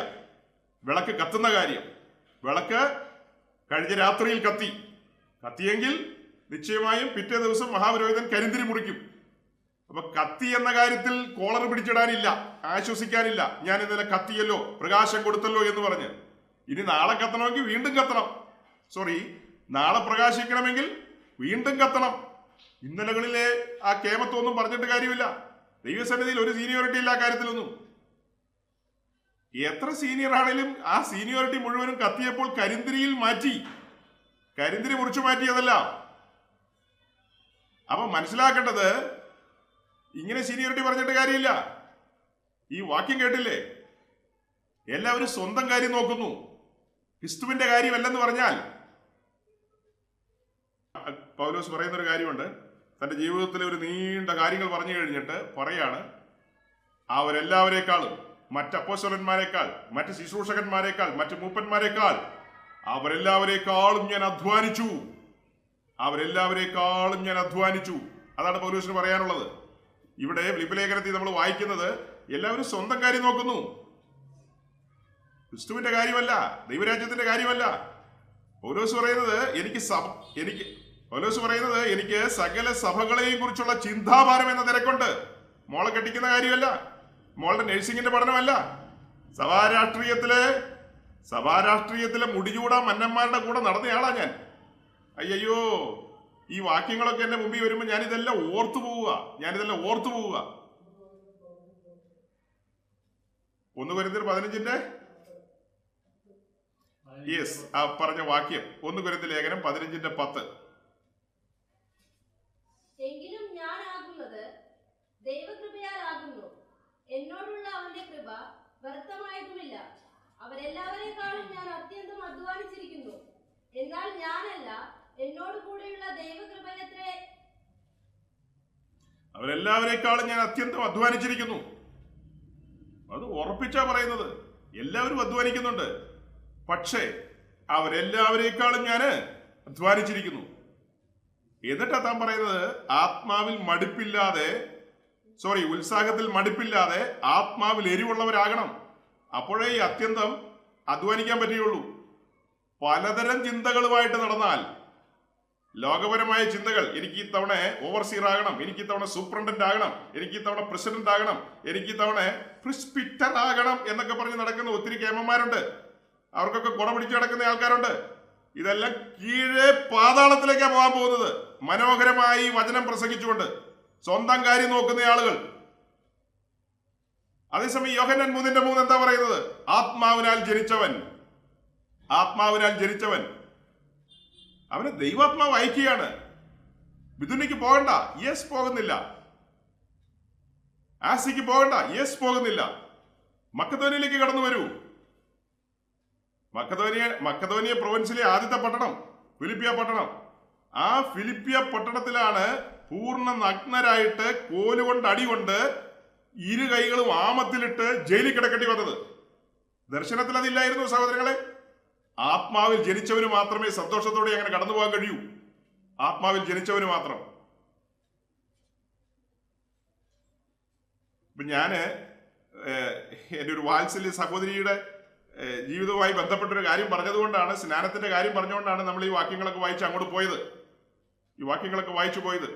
കഴിഞ്ഞ ദിവസം കടന്നു ചെന്നപ്പോൾ കൊറോണയൊക്കെ ഏതാണ്ട് ഒതുങ്ങിയല്ലോ, ഇനി എന്നാൽ നമുക്ക് സ്നാനപ്പെട്ടേക്കാമെന്ന്. അതെങ്ങനെ സ്നാനപ്പെടും? സ്നാനപ്പെടുന്നതിന് മുമ്പ് നിങ്ങൾ എത്ര തവണ ക്രൂശ് പരിചയപ്പെടുത്തി? എങ്ങനെ ക്രൂശ് പരിചയപ്പെടുത്തി? ഞാൻ നിങ്ങളുടെ മുമ്പിൽ ഒരു പിക്ചർ കാണിക്കാൻ പോവുകയാണ്. ആ പിക്ചർ എന്ന് പറയുന്നത് സമാഗമന കൂടാരത്തിന്റെ പിക്ചറാണ്, ടാബർനാക്കലിന്റെ പിക്ചർ. ഒരു പഴയ നിയമ സംഭവമാണ്. ഇസ്രായേലിന്റെ നടുവിലുണ്ടായിരുന്ന സമാഗമന കൂടാരം. ആ സമാഗമന കൂടാരവും പിന്നത്തേതിൽ യെരൂശലേം ദൈവാലയവും. ഈ രണ്ട് കാര്യങ്ങളും പുതിയ നിയമ ശുശ്രൂഷകന്മാർ ദൈവസഭ എന്ന വിഷയത്തെക്കുറിച്ചും ദൈവരാജ്യം എന്ന വിഷയത്തെക്കുറിച്ചും ആധികാരികമായി പഠിപ്പിക്കാനായിട്ട് ഉപയോഗിക്കും. അപ്പൊ ആ പിക്ചർ കാണിച്ചു തന്നുകൊണ്ട് കഴിഞ്ഞ ഞാനെന്ന ഈ പിക്ചറിൽ എന്താ ഒരു ചുറ്റുമതിൽ പോലെ ഒരു ഇത് കാണാം, ഒരു ബൗണ്ടറി കാണാം, അതിനൊരു വാതിൽ കാണാം. ഈസ്റ്റ് എന്നുള്ള എന്ന് കാണും അവിടെ, അത് ഈസ്റ്റ് എന്ന് കാണിക്കുന്നതാണ്. അവിടെയാണ് ശരിക്കും വാതിൽ. അതിന് വേറെ പിക്ചർ കാണിക്കാം. വേറെ പിക്ചർ ഉണ്ടോ എന്ന് നോക്കണം കേട്ടോ. ഇതല്ല, അതൊരു full picture, tabernacle picture. Picture ഉണ്ടെങ്കിൽ സെൻഡ് ചെയ്ത് കൊടുത്താൽ മതി. ഓക്കെ. അപ്പൊ ഇത് ഞാൻ അതിന്റെ ഒരു സ്കെച്ച് അടുത്ത് നിന്ന് കാണാൻ വേണ്ടിയിട്ടാണ് ഈ സ്കെച്ച് എടുത്തത്. പുതുതായിട്ട് പല പ്രിയപ്പെട്ടവരും കാണുന്നുണ്ട്, അവർക്ക് വേണ്ടിയിട്ടാണ്. ഇത് പറയുമ്പോൾ ഇത് ഞാൻ ഇതിന്റെ ഒരു എക്സ്പ്ലനേഷനിലേക്ക് പോകുന്നതിന് മുമ്പ് ഒരു 2-3 ദിവസം മുമ്പ് നടന്നൊരു കാര്യം കൂടെ ഞാൻ നിങ്ങളോടൊന്ന് പറയട്ടെ. ഞാൻ ഈ യാത്രയിലായിരിക്കുമ്പോൾ, ദീർഘമായ യാത്രയാണ്, ട്രെയിനിലിരിക്കുമ്പോൾ എനിക്ക് വളരെ സ്നേഹബഹുമാനങ്ങളുള്ള 2 വാത്സല്യ സഹോദരങ്ങൾ, എന്നിലും വളരെ മൂത്തവരാണ്, പ്രായമുള്ളവരാണ്. അവരിപ്പോൾ എന്നെ കേട്ടുകൊണ്ടിരിക്കുകയാണ്. അവർ ടെലിഫോണിൽ സംസാരിച്ചു. അവർ ഈ അടുത്ത സമയത്താണ് നമ്മൾ ഈ പറഞ്ഞ കാര്യങ്ങളൊക്കെ ശ്രദ്ധിച്ചുകൊണ്ടിരുന്നത്. അപ്പോൾ അങ്ങനെ എന്നോട് ടെലിഫോണിൽ സംസാരിച്ചു, കുറേ കാര്യങ്ങളൊക്കെ പറഞ്ഞപ്പോഴാണ് അതിലൊരാൾ പറഞ്ഞത്, എൻ്റെ കണ്ണിന് കാഴ്ചയില്ല, അപ്പോൾ എനിക്കൊന്നും കാണാൻ കഴിയില്ല, പക്ഷെ ഞാൻ കേൾക്കുന്നുണ്ട്, മെസ്സേജ് മുഴുവൻ കേൾക്കുന്നുണ്ട്. ഇങ്ങനെ പിക്ചറൊന്നും കാണിച്ചാൽ തനിക്ക് കാണാൻ പറ്റത്തില്ല, എന്നാൽ തനിക്കതെല്ലാം കേൾക്കാൻ പറ്റും. താനൊരു കാത്തലിക് പശ്ചാത്തലത്തിൽ ജനിച്ചു വളർത്തപ്പെട്ട ഒരാളാണ്. എന്നാൽ കർത്താവിൻ്റെ സ്നേഹം തന്നെ പിടിച്ചു. അതിന് പ്രകാരം തന്നെ മുൻപോട്ട് വന്നു. ഇങ്ങനെ വിശ്വാസ മാർഗത്തിലാണ്, ഈ ഒരു വഴിയിൽ സഞ്ചരിക്കുന്നു. എന്നാൽ ഈ കാര്യങ്ങളെ ഈ ഒരു നിലയിൽ ഇങ്ങനെ ഒരു കാര്യം ഡെമോൺസ്ട്രേറ്റ് ചെയ്ത് ഇത് പറഞ്ഞു കൊടുത്ത് രക്ഷയുടെ ഒരു ആഴവും അതിൻ്റെ അനുബന്ധ കാര്യങ്ങളൊന്നും അങ്ങനെ കേട്ടിട്ടില്ല. കാര്യങ്ങൾ അറിയാം എന്ന് മാത്രം. അപ്പോൾ അതുകൊണ്ട് ഞങ്ങൾ ഇത് കേൾക്കുമ്പോൾ ഞങ്ങൾക്ക് വളരെ സന്തോഷമുണ്ട് എന്നൊക്കെ പറയുമ്പോൾ എനിക്കത് വലിയ സന്തോഷമായി. കാരണം ഇതിനകത്തിരിക്കുന്ന പലരും 1-ാം മിഷൻ യാത്രയും ക്രൂശിക്കപ്പെട്ടവനായി ക്രിസ്തുവിനെ കണ്ണിന്റെ മുമ്പിൽ വരച്ചു വെച്ച് തന്നു എന്ന് പറയുമ്പോൾ ക്രൂശും യാഗപീഠവും ഒക്കെ നമ്മൾ കാണിച്ചതാണ്, അന്ന് ഒത്തിരി പറഞ്ഞതാണ്. അത് തന്നെയല്ല, ന്യൂസിലാൻഡിലെ ഒരു മീറ്റിംഗ് നമുക്ക് നടക്കുന്നു. ആ മീറ്റിംഗിൽ നിരന്തരമായി ഈ കാര്യങ്ങളുടെ ആഴം വളരെ ഡെപ്തിൽ ഇവിടെ പറയുന്നതിനേക്കാളൊക്കെ അപ്പുറം പറഞ്ഞുകൊണ്ടിരിക്കുകയാണ്. അതല്ലാതെ വേറെ ചില മീറ്റിങ്ങുകളിൽ ഇതൊക്കെ പറയാറുണ്ട്. അപ്പൊ അതൊക്കെ കേട്ടവർക്ക് അത് ബോറടിക്കുമല്ലോ, പിന്നെയും പറഞ്ഞാലെന്നുള്ളൊരു വലിയ വിഷമത്തിൽ ഞാൻ ഇരിക്കുമ്പോഴാണ് ഈ പ്രിയപ്പെട്ടവർ എന്നോട് പറയുന്നത് ഈ കാര്യങ്ങൾ പിന്നെയും കേൾക്കുമ്പോൾ അത് എന്താ, ഞങ്ങളെ സംബന്ധിച്ച് ഞങ്ങൾ ഈ ഒരു രീതിയിൽ കേട്ടിട്ടില്ല. അപ്പോൾ ഞങ്ങൾക്ക് അത് വലിയ സന്തോഷമാണ്, ആനന്ദമാണ്, കാര്യങ്ങൾ അറിയാൻ ഞങ്ങൾക്ക് ഉത്സാഹമുണ്ട്. അതുകൊണ്ട് അത് ഒന്നുകൂടെ പറഞ്ഞെന്നോർത്ത് കുഴപ്പമില്ല, പറയണേ എന്ന് പറയുമ്പോൾ, അപ്പോൾ ഇതിനു മുമ്പ് കേട്ടിട്ടുള്ള ആൾക്കാർ ഒന്നുകൂടെ കേട്ടെന്നോർത്ത് ഒന്നല്ല, ചിലർ 10 or 20 കേട്ടിട്ടുണ്ടായിരിക്കാം. പക്ഷെ ഞാൻ വീണ്ടും ചില കാര്യങ്ങൾ ഈ ദിവസങ്ങളിൽ റിപ്പീറ്റ് ചെയ്യും. എനിക്ക് എന്നെ ഏറ്റവും സ്പർശിച്ചതായ വിഷയമാണ് സമാഗമന കൂടാരത്തിന് മുൻപിലിരിക്കുന്ന യാഗപീഠം, കത്തുന്ന യാഗപീഠം. അതായത് ഈ കൂടാരത്തിൽ ഏറ്റവും വലിയ ഉപകരണം, ഏറ്റവും ഉയരമുള്ള ഉപകരണം, കാൽവറിയിലെ ക്രൂശിന്റെ നിഴൽ, നമ്മുടെ വീണ്ടെടുപ്പുകാരനായ നമ്മുടെ കർത്താവ് കാൽവറിയിൽ പരമയാഗമായി തീർന്ന ആ ബലിപീഠത്തിന്റെ അസൽ നിഴലാണ് സമാഗമന കൂടാരത്തിന് മുമ്പിലിരിക്കുന്ന യാഗപീഠം. അപ്പൊ സഹോദരങ്ങളെ, ആ യാഗപീഠത്തിന്റെ മുൻപിലേക്ക് നിങ്ങൾ നോക്കുമ്പോൾ അവിടെ ഒരു വാതിൽ കാണാം. വാതിൽ കാണുന്ന പിക്ചർ കാണിക്കണം. വാതിലും അത് കഴിഞ്ഞിട്ട് യാഗപീഠവും. അപ്പം ഈ വാതിൽ നമ്മൾ കണ്ടെത്തണം. നമ്മളുടെ ഈ ഓൺലൈൻ മീറ്റിംഗ് എന്ന് പറയുന്നത് കാണാമായിരിക്കും. എനിക്ക് അവിടെ ഒരു ചെറിയൊരു തടസ്സം വന്നതുകൊണ്ടാണ്. ഓക്കെ, ഇതിന്റെ ഫ്രണ്ട് വശം, അതായത് കിഴക്ക് വശം എന്ന് പറയും. ആ കിഴക്ക് വശത്ത് 4 കളറിലുള്ള നൂലുകളാൽ തുന്നിയ ഒരു മറശ്ശീലയുണ്ട്. അതിനാണ് പ്രാകാര മറശ്ശീല എന്ന് പറയുന്നത്. അത് 4 തൂണുകളിലാണ് തൂക്കിയിട്ടിരിക്കുന്നത്. ആ മറശ്ശീല എന്ന് പറയുന്നത് സുവിശേഷത്തെ കാണിക്കുന്നു, യേശുക്രിസ്തുവിനെ കാണിക്കുന്നു. അതുകൊണ്ടാണ് ഞാനൊരു വാക്ക് ഉപയോഗിച്ചത്, അവിടെയല്ല, കോർട്ട്യാർഡിന്റെ വാതിൽ. അപ്പൊ അതുകൊണ്ടാണ് ഞാൻ പറഞ്ഞത് നമ്മൾ വാതിൽ കണ്ടെത്തണം. വാതിൽ എന്ന് പറഞ്ഞാൽ യേശുക്രിസ്തു. അതാണ് പറഞ്ഞത്, പൗലോസ് ദമസ്കോസിൽ വെച്ച് മുഖാമുഖം കണ്ടത് വാതിൽ, സുവിശേഷം. ആ സുവിശേഷം വഴിയല്ലാതെ അകത്തേക്ക് പ്രവേശനമില്ല. യാക്കോബ നല്ലതാണോ, കത്തോലിക്ക കൊള്ളില്, ഹിന്ദു നല്ലതാണോ, മറ്റത് നല്ലതാണോ, മറിച്ചത് നല്ലതാണോ, അതൊന്നും ഇവിടെ സബ്ജക്റ്റ് അല്ല. ഭൂമിയിലുള്ള സകല മനുഷ്യരും പാപികളാണ്, ഒരു വ്യത്യാസവുമില്ല. എല്ലാവരും പാപം ചെയ്ത് ദൈവതേജസ് നഷ്ടപ്പെടുത്തിയിരിക്കുന്നു. അങ്ങനെ ദൈവതേജസ് നഷ്ടപ്പെടുത്തി ലോകത്തിൽ ജീവിക്കുന്ന സകലമാന മനുഷ്യരും, ആ മനുഷ്യരോടുള്ള ബന്ധത്തിൽ ദൈവത്തിന്റെ സദ്വർത്തമാനമാണ് ഈ വാതിൽ. ദൈവത്തിലേക്കുള്ള പ്രവേശനമാണ് വാതിൽ കാണിക്കുന്നത്. ആ വാതിൽ തുറന്നു കഴിഞ്ഞാൽ, അല്ലെങ്കിൽ ആ വാതിൽ ഇങ്ങനെ മാറിക്കഴിഞ്ഞാൽ, പാപിയായ മനുഷ്യൻ, ആദാമിൽ ജനിക്കപ്പെട്ട ഈ മനുഷ്യൻ, അവന്റെ കണ്ണാലെ അവൻ കാണുന്നത് കത്തുന്ന ഒരു യാഗപീഠമാണ്. ദൈവത്തിന്റെ ന്യായവിധി വീണൊരു ഇടമാണ് അവൻ കാണുന്നത്.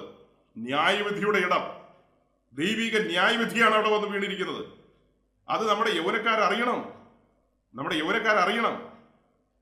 യൗവനക്കാരത്തികൾ അറിയണം, നമ്മുടെ ബാംഗ്ലൂരുകാരറിയണം. ബാംഗ്ലൂർ എന്ന് പറഞ്ഞാൽ നാട്ടിൽ നിന്ന് IT എന്നൊക്കെ പറഞ്ഞു പോകുന്ന പുള്ളിക്കാരിമാരും പുള്ളിക്കാരികളും അറിയണം. അമേരിക്കയിലേക്കും ഗൾഫിലേക്കും സിംഗപ്പൂരിലേക്കും പോകുന്നത് നിങ്ങൾ അറിയണം. കാനഡയ്ക്ക് പോകുന്നത് നിങ്ങൾ അറിയണം.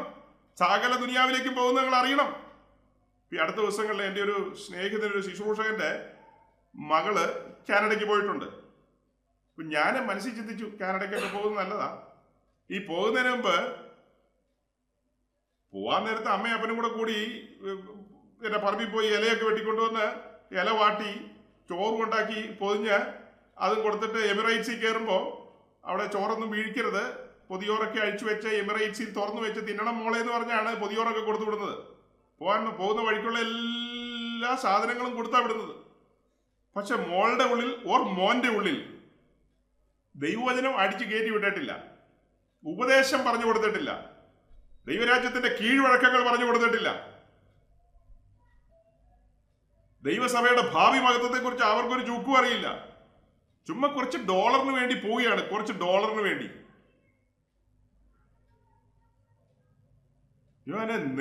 ഞാൻ വളരെ സങ്കടത്തോടുകൂടി എൻ്റെ ഒരു സ്നേഹിതന്റെ മകൻ ഈ പറയപ്പെട്ട ഈ മഞ്ഞുറഞ്ഞ ഒരു രാജ്യത്തിലേക്ക് പോയി. നാടൻ പെന്തിക്കോസുകാരനാ, 10-20 വയസ്സായ കൊച്ചി ഇറക്കൻ. അവൻ അവിടെ ചെന്നിട്ട് പറയാ അവിടെ ഭയങ്കര മഞ്ഞ് പെയ്യുകയാണ്, അതുകൊണ്ട് തണുക്കുവാന്ന്. ഒരു സെറ്റർ മേടിച്ചിട്ടാ പോരെ, അത് മാത്രം പോരാ, പിന്നെ എന്നെ ചെയ്യണം, ചൂടാക്കണമെന്ന്. എങ്ങനെ ചൂടാക്കണമെന്ന്? അതിനെ ഗില്ലൊക്കെ കത്തിച്ചാ പോരെ, അത് പോരാ, പിന്നെ എന്താടാ നിനക്ക് എന്താ വേണ്ടത്? പിന്നെ നിനക്ക് എങ്ങനെ ചൂടാക്കണമെന്നാ പറയുന്നത്? അല്ല, അത് ഇങ്ങനെ ഒരു ഇച്ചിരി ഗ്ലാസ്സിൽ ഒഴിച്ചിട്ട് ഇങ്ങനെയൊക്കെ കാണിക്കുമ്പോൾ ഇത് ചൂടായി വരുമെന്ന്. അമ്പടോ, നിന്റെ അപ്പം പണ്ട് ഇങ്ങനെ ചൂടാക്കിക്കൊണ്ടിരുന്നതാ, ഇങ്ങനെ കാണിച്ച്. ഈ പ്രസംഗിക്കുന്ന ഉപദേശി നിന്റെ അപ്പൻ്റെ ഒക്കെ കൂടെ പണ്ട് കാലത്ത് ഇങ്ങനെ ചൂടാക്കിക്കൊണ്ട് നടന്നതാ. തീക്കകത്തേക്ക് പോകേണ്ടതായിരുന്നു. ചൂടാക്കി ഇപ്പൊ ഇങ്ങനെ പിടിച്ച് ചൂടാക്കുവേ. ചൂടാക്കി അപ്പനും ഈ പ്രസംഗിക്കുന്ന ഉപദേശിയൊക്കെ കീഴേ പാതാളത്തിലേക്ക്. ഇതൊരു ചെറു ചൂടാ, അവിടെ വലിയ മുട്ട ചൂടിലേക്ക് പോകേണ്ടതാ. കൃപയാൽ നീയൊക്കെ കാണാ യാഗപീഠത്തിൽ കത്തിയ തീയ്. അവിടെ തീക്കകത്തേക്ക് തീക്കുണ്ടത്തിലേക്ക് പോകേണ്ട സ്ഥാനത്ത് ഒരുവൻ എനിക്ക് വേണ്ടി എന്നെ സ്നേഹിച്ച് മനഃപൂർവ്വം മനസ്സോടെ യാഗപീഠത്തിലേക്ക് നടന്നു കയറി തീക്കകത്തേക്ക് നടന്നുപോയി. ആ തീയിൽ നിന്ന് എന്നെ പുറത്തു കൊണ്ടുവന്നു. എന്തിനാ?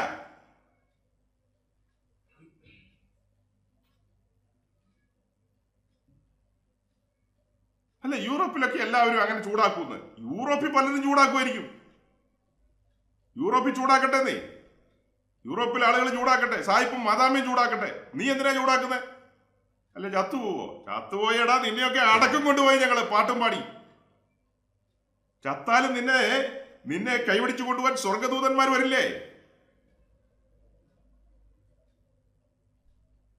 ചൂടാക്കി നിന്നെ പിടിച്ചോണ്ട് പോകാൻ, അല്ലെങ്കിൽ നിന്നെ പിടിച്ചോണ്ട് പോകല്ലോ, നിന്നെ എതിരേക്കാൻ വരുന്ന ആരാ? മരണദൂതനാ. അപ്പനും അമ്മയും നാട്ടിൽ ഭയങ്കര പാട്ടും പ്രാർത്ഥനയാ. പാസ്റ്റർ ഭയങ്കര പറച്ചിലാ. ബ്ലെസ്സിങ്. ഈ ഫാമിലി അനുഗ്രഹിക്കപ്പെട്ടതോർത്ത് സ്തോത്രം, വഴി തുറന്നതോർത്ത് സ്തോത്രം. എന്ത് വഴിയാ? ഇവൻ ചൂടാക്കിക്കൊണ്ടിരിക്കുക. ഇവൻ അവിടെ ചൂടാക്കിക്കൊണ്ടിരിക്കുക. വഴി തുറന്നെന്ന്. എന്തു വഴിയാ? ഉപദേശം പഠിപ്പിക്കും മക്കളെ. ഫിലിപ്പിനെ സംബന്ധിച്ച് തുല്യചിത്തരായി കരുതുവാൻ പരമാർത്ഥ ഹൃദയമുള്ള ഒരുവൻ എന്റെ കൂടെയുണ്ട്. തിമോത്തിയോസ്. ലൂസ്രയുടെ മണ്ണിൽ അവസാനിക്കേണ്ടവനല്ലവൻ, ദൈവരാജ്യത്തിൽ പ്രയോജനപ്പെടേണ്ടവനാ. അതെങ്ങനെ പ്രയോജനപ്പെട്ടു? ചരിത്രത്തിൽ ദൈവരാജ്യത്തിൽ പ്രയോജനപ്പെട്ടു. ഈ 2ാം മിഷൻ യാത്രയിൽ കൂടെ പോയി, 3ാം മിഷൻ യാത്രയിൽ കൂടെ പോയി. അവിടെ കൊണ്ട് അവസാനിക്കുന്നില്ല. പിന്നത്തേതിലോ എഫെസോസിലെ സഭയുടെ അധ്യക്ഷനാണ് തിമോത്തിയോസ്. എഫെസോസിലെ സഭയുടെ അധ്യക്ഷൻ ദീർഘകാലം. തിമോത്തിയോസ് അധ്യക്ഷനായിരുന്നതിന് ശേഷമാണ് യോഹന്നാൻ അവിടെ അധ്യക്ഷനായിട്ട് വരുന്നത്. എഫെസോസിലെ സഭയ്ക്ക് ഒരു അധ്യക്ഷനെ ഉണ്ടാക്കിയത്, എഫെസോസിലെ സഭയ്ക്ക് ഒരു അധ്യക്ഷനെ സമ്മാനിച്ചത് ആരാണ്? ഒരു ചോദ്യമാണ് എൻ്റെ. ആ ചോദ്യത്തിന് ആരെങ്കിലും ഉത്തരം പറയാവോ? ചരിത്രത്തിൽ എഫെസോസിലെ സഭയ്ക്ക് ഒരു അധ്യക്ഷൻ, ഓവർസീർ ഓർ സൂപ്രണ്ടൻ, പ്രസിഡന്റ് എന്നൊന്നും പറയാൻ പറ്റില്ല. ബൈബിളിന്റെ ഭാഷയിൽ പറഞ്ഞാൽ ഓവർസീർ ഓർ സൂപ്രണ്ടൻ, അല്ലെങ്കിൽ പിന്നെ എന്ത് പറയാം, ബിഷപ്പ്, അങ്ങനെയൊക്കെ പറയാം. എഫെസോസിലെ സഭയ്ക്ക് വേണ്ടി ഒരു അധ്യക്ഷനെ ഒരുക്കിയെടുത്തത് ആരാണ്? എഫെസോസിലെ സഭയ്ക്ക് വേണ്ടി ഒരു അധ്യക്ഷനെ ഒരുക്കിയെടുത്ത ആരാണ്? ഓൺലൈനിൽ ഇരിക്കുന്ന ആരെങ്കിലും ഉത്തരം പറയാവോ?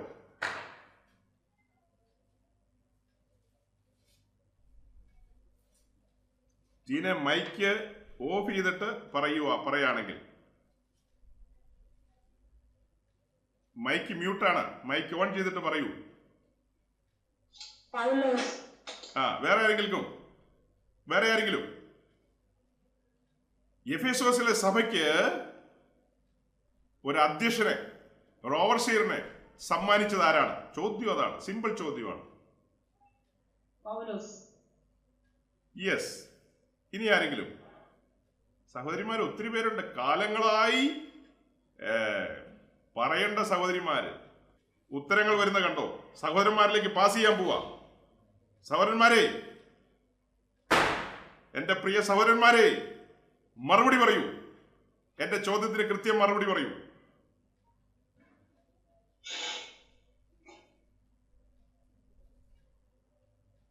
ബിജുബാദേ, കേൾക്കുന്നില്ല. മൈക്ക് ഓൺ ചെയ്തുകൊണ്ടാണ് പറഞ്ഞത്, അല്ലെ മൈക്ക് ഓഫ് ചെയ്തോ?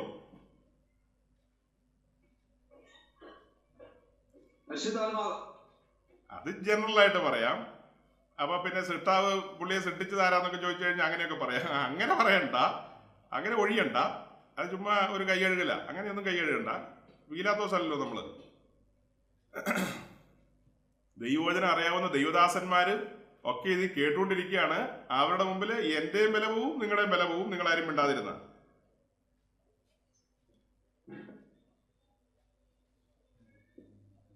പറഞ്ഞ സഹോദരങ്ങളെ, സഹോദരിമാരുടെ ഭാഗത്തുനിന്ന് പലരെയും ഞാൻ പ്രതീക്ഷിച്ചു പറയുമെന്ന് അവർ പലരും പറഞ്ഞില്ല. ആന്റണി സഹോദരൻ കൊച്ചി കായലിന്റെ തീരത്തിരുന്നൊന്ന് പറഞ്ഞേ.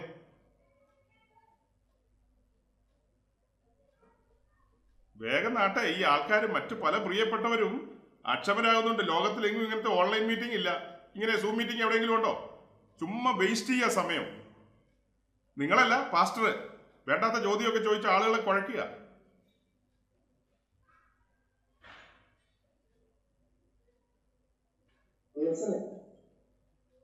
എന്നോട് ചോദ്യം ചോദിക്കില്ല ദയവായി. ഞാൻ നിങ്ങളോടാ ചോദിക്കുന്നത്.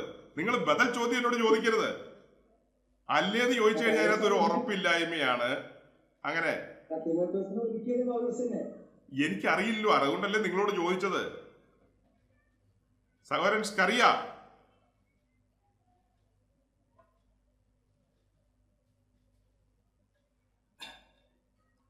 ഏതായാലും ഞാൻ ഇനി ചോദ്യം കൂടുതൽ ചോദിക്കുന്നില്ല, ഞാൻ തന്നെ പറയാൻ പോവാ. എന്റെ കർത്താവേ, തിമോത്തിയോസിനെ ആരാണ് ഇത്തരത്തിൽ ഒരുക്കിയെടുത്തതെന്നാണ് ചോദിച്ചത്. അപ്പൊ തിമോത്തിയോസ് ആണോ? അപ്പൊ ഇതൊന്നും കേൾക്കുന്നില്ലേ എന്റെ പ്രിയരെ? മൊത്തത്തിൽ കംപ്ലൈന്റ് ആണ്. എന്റെ മലയാളം മനസ്സിലാകുന്നില്ലെന്ന് ആളുകൾക്ക് കംപ്ലൈന്റ് ആണ്. ഞാൻ ഇനി തുഞ്ചൻ യൂണിവേഴ്സിറ്റി പോയി മലയാളം ഒന്നുകൂടെ ഒന്ന് പോളിഷ് ചെയ്ത് കൊണ്ടുവരാം. മനസ്സിലാകുന്നില്ല. തിമോത്തിയോസിനെ വാർത്തെടുത്തത്, അതെ, ബഹുഭൂരിപക്ഷം ഉത്തരം പൗലോസ്. അത് ഭാഗികമായി മാത്രമേ ശരിയുള്ളൂ. തിമോത്തിയോസ് എന്ന് പറയുന്ന മനുഷ്യനെ സാൻ ഫ്രാൻസിസ്കോയിലേക്ക്, സിലിക്കൺ വാലിയിലേക്ക് പറക്കാനിരുന്നവനെ എന്തെല്ലാം പറഞ്ഞു ഞാൻ തുടക്കത്തിൽ. നിങ്ങൾ ഏത് ചെവി കൊണ്ടാണ് എല്ലാവരും കേട്ടിരിക്കുന്നത്? ഇത് പെറ്റിക്കോസുകാരുടെ ഉപവാസ പ്രാർത്ഥനയല്ല കിടന്ന് തുള്ളാനായിട്ട്. ഇവിടെ ആരും തുള്ളുന്നില്ലല്ലോ. ഞാനിവിടെ തുള്ളുന്നൊന്നുമില്ല. ചുമ്മാ കസേരയിൽ ഇരുന്ന് പച്ചയ്ക്ക് പറയുക. തുള്ളിയാൽ കുറച്ചു നേരം തുള്ളി അവസാനിക്കാം, വേർത്ത് കുളിക്കാം, ഒരു ആശ്വാസമായിട്ട് വീട്ടിൽ പോവാം. ഇത് തുള്ളലല്ല, യാഥാർത്ഥ്യം പറയുന്നത്. പിടിച്ചു നിർത്തി അറസ്റ്റ് ചെയ്തിട്ട് കാര്യം പറയല്ലേ. നിന്റെ തിമോത്തിയോസ് എവിടെയാ? കേൾക്കുന്ന സഹോദര, നിന്റെ തിമോത്തിയോസ് എവിടെയാ? നീ കേട്ടിട്ടുണ്ടോ ലോയിസ്ന്ന്? നീ കേട്ടിട്ടുണ്ടോ യൂനിക്കാന്ന്? ഗുജറാത്തിലായതുകൊണ്ടാണ് ഞാൻ ശബ്ദം കുറയ്ക്കുന്നത്. ഇത് മോഡിഫൈഡ് സ്റ്റേറ്റാ, അടി കിട്ടും. അപ്പൊ അതുകൊണ്ട് എനിക്ക് സങ്കടവും ദേഷ്യവും ഒക്കെ വരുന്നുണ്ട്. പൗലോസ് തിമോത്തിയോസിനെ ജനിപ്പിച്ചു എന്നുള്ളത് ശരി തന്നെയാ. ആ ജനിപ്പിക്കലിലേക്ക് നടന്നതും അതിനുശേഷം തിമോത്തിയോസിനെ ഈ യാത്രയ്ക്കൊക്കെ സജ്ജമാക്കുന്നതും അവനെ മാനസികമായി സജ്ജമാക്കുന്നതും ഒരുക്കുന്നതും എല്ലാം ആരാ? നിങ്ങളുടെ മുമ്പിൽ വാക്യങ്ങളൊന്നുമില്ലേ? വാക്യങ്ങളുണ്ടെങ്കിൽ സൗരന്മാരെടുത്ത് വായിച്ചേ. എവിടെയാന്ന്? ഏത് പുസ്തകത്തിന്റെ പേരെങ്കിലും ഒന്ന് വേഗം പറയാവോ? ഇപ്പൊ പറഞ്ഞ വിഷയത്തിന്റെ കണ്ടിന്യൂവേഷൻ. ബിജു ബ്രദറെ എന്തെങ്കിലും പറ. ബിജു ബ്രദറെ, എനിക്ക് സങ്കടം വരും. തിമോത്തിയോസിന്റെ ലേഖനം. യെസ്. ഏത് ലേഖനം? 2-3 ഉണ്ട്, 3-4 ലേഖനമുണ്ട്. എത്ര ലേഖനമാണ്? 2 ലേഖനം. 2 ലേഖനത്തിൽ എവിടെയാ? ഞാനൊന്ന് എടുത്തോട്ടെ. 3:5 അങ്ങനെ വല്ലതും ഉണ്ടോ? നിങ്ങൾ എന്താ ഈ പറയുന്നേ? അങ്ങനെയൊക്കെ ഉണ്ടോ? എന്നാ പിന്നെ 1:5 വായിച്ചേ.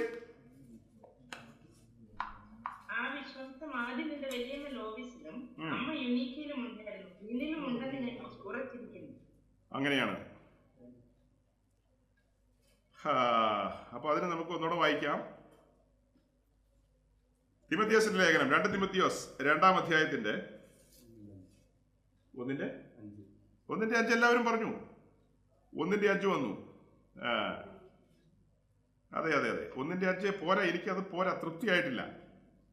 1:5 തൃപ്തിയായിട്ടില്ല സഹോദരങ്ങളെ. ഇനി എന്തെങ്കിലും വേറെ വാക്യങ്ങളും കൂടെ തരാവോ വേഗം? 3-ാം അധ്യായത്തിന്റെ 14-ാം വാക്യം ഒന്ന് വായിച്ചേ. 14-15.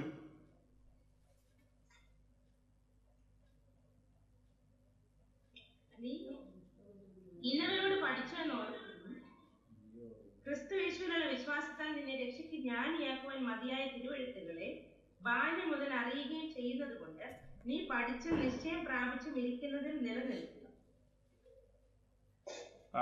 എങ്ങനെയാ 14-ാം വാക്യം ഒന്നുകൂടെ വായിച്ചത് എവിടെയത്? ഓർക്കുകയും ക്രിസ്തു യേശുവിലുള്ള വിശ്വാസത്താൽ നിന്നെ രക്ഷയ്ക്ക് ജ്ഞാനിയാക്കുവാൻ മതിയായ തിരുവെഴുത്തുകളെ ബാല്യം മുതൽ അറിയുകയും ചെയ്യുന്നത് കൊണ്ട് നീ പഠിച്ചും നിശ്ചയം പ്രാപിച്ചും ഇരിക്കുന്നതിൽ നിലനിൽക്കുക.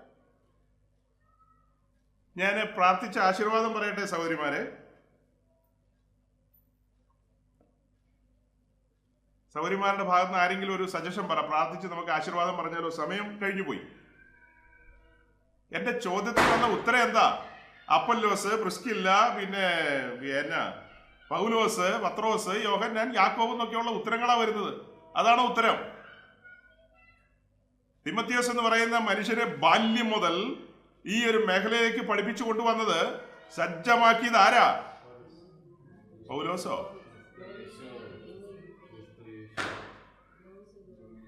എന്റെ കർത്താവ്, ഈ മനുഷ്യരൊക്കെ എന്താ പറയുന്നത്? ഞാൻ എങ്ങോട്ടെങ്കിലുമൊക്കെ ഓടുക. 14-ാം വാക്യം ഒന്നുകൂടെ വായിച്ചേ സഹോദരി. ആർക്കും ഒരു സെക്കൻഡ്, ആർക്കും മനസ്സിലാകുന്നില്ല. ഈ പ്രസംഗവും മനസ്സിലാകുന്നില്ല, വാക്യവും മനസ്സിലാകുന്നില്ല. ഒന്നുകൂടെ വായിച്ചേ.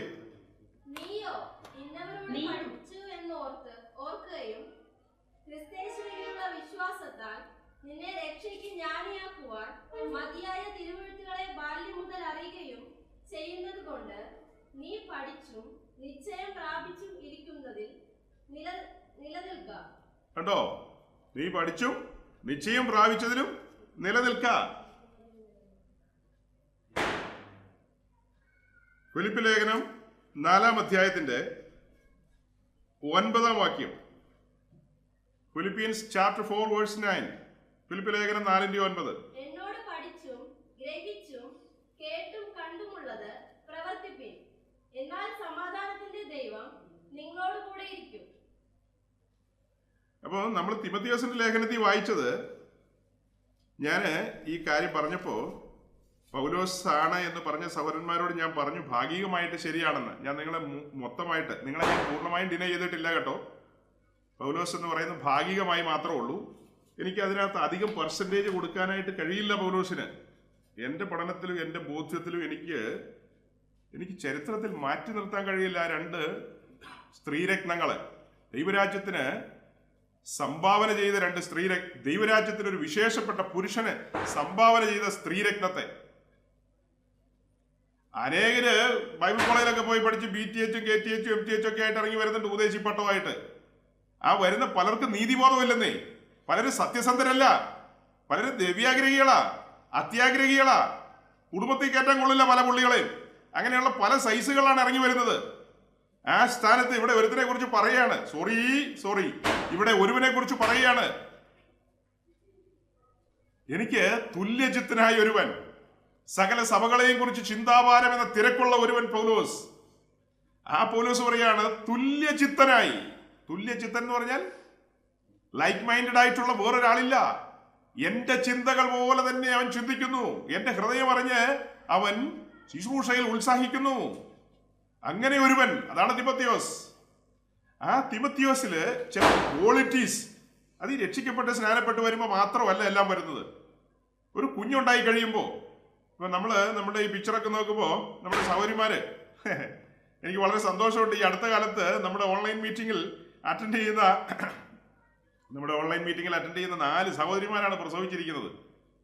4 പേരിൽ 2-3 പേര് ഇപ്പൊ കേട്ടുകൊണ്ടിരിക്കുക. 3-4 പേരാണ് 2 മാസത്തിനിടയ്ക്ക് നമുക്ക് കുഞ്ഞുങ്ങളെ തന്നത്.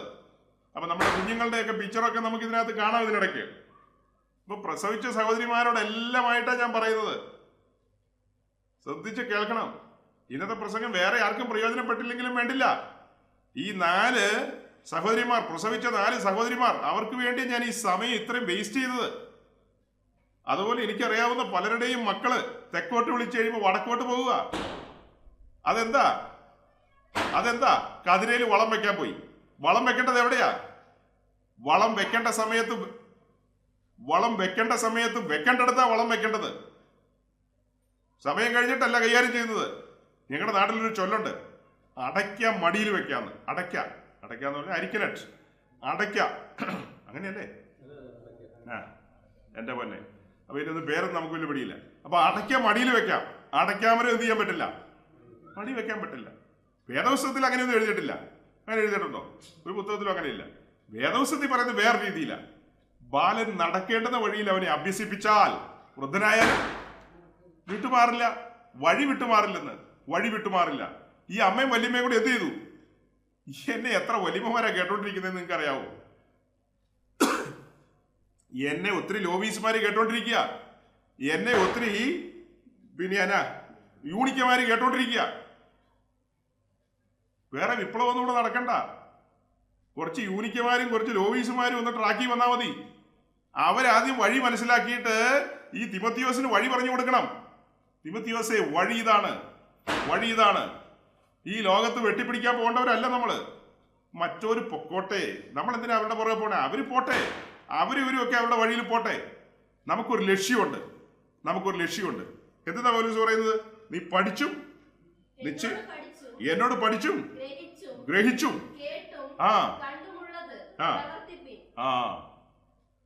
തിമോത്തിയോസ് പ്രവർത്തിക്കാൻ ആരംഭിക്കുക എഫെസോസില്. ആ കാര്യത്തിലേക്ക് തിമോത്തിയോസിനെ ഒന്നുകൂടെ ഉത്സാഹിപ്പിച്ച മനുഷ്യനാണ് പൗലോസ്. പക്ഷേ ഒരു അടിത്തറയിട്ടവരാണ് ഈ അമ്മയും വല്യമ്മയും. അവരിൽ ചില എത്തിക്സ്, ചില മര്യാദകൾ, ചില സാമാന്യ മര്യാദകൾ, ചില ക്വാളിറ്റീസ് അവനിലേക്ക് കൊണ്ടുവന്നത് ഈ അമ്മയും വല്യമ്മയാണ്. ദൈവത്തെക്കുറിച്ചുള്ള പ്രൈമറിയായ കാര്യങ്ങൾ അവരാ പറഞ്ഞു കൊടുത്തത്, അല്ലാതെ പൗലോസ് ഒന്നും അല്ല പറഞ്ഞു കൊടുത്തത്. ദൈവത്തെക്കുറിച്ചുള്ള പ്രൈമറിയായ കാര്യങ്ങൾ, പല കാര്യങ്ങളും ന്യായപ്രമാണ പ്രകാരം നടക്കേണ്ടതിന്റെ ആവശ്യകത, അങ്ങനെ നടന്നാൽ തക്ക കാലത്ത് ഫലം കായ്ക്കുമെന്നൊക്കെ 1-ാം സങ്കീർത്തനം പറഞ്ഞു കൊടുത്തത് പൗലോസാണ്. നിങ്ങളോട് ആരാ പറഞ്ഞു? തിമോത്തിയോസിന് 1-ാം സങ്കീർത്തനം പറഞ്ഞു കൊടുത്തത് പൗലോസാണോ? 1-ാം സങ്കീർത്തനം പറഞ്ഞു കൊടുത്തത് അത് അമ്മയും വല്യമ്മയാ. രാത്രിയില്ല പകലും ഇല്ലാതെ ഉള്ള സീരിയലും കണ്ടോണ്ടിരിക്കുകയല്ലായിരുന്നു, ചുമ്മാ ഫോൺ എടുത്ത് കുത്തി കറക്കിക്കൊണ്ടിരിക്കുകയല്ലായിരുന്നു, വേറെ നേരം പോക്ക് പരിപാടിക്ക് പോയേക്കുമല്ലായിരുന്നു. അപ്പൊ പെട്ടെന്ന് കേൾക്കുമ്പോൾ തോന്നി ഈ പുള്ളിക്കാരൻ ഭയങ്കര കുഴപ്പക്കാരനാണ്,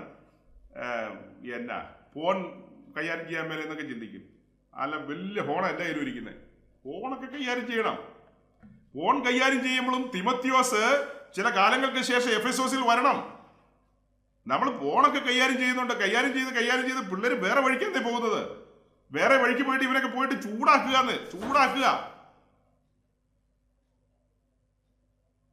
കേട്ടുകഴിവില്ലാത്ത കാര്യങ്ങളാ ഇതെല്ലാം, കേട്ടുകഴിവില്ലാത്ത കാര്യങ്ങള്.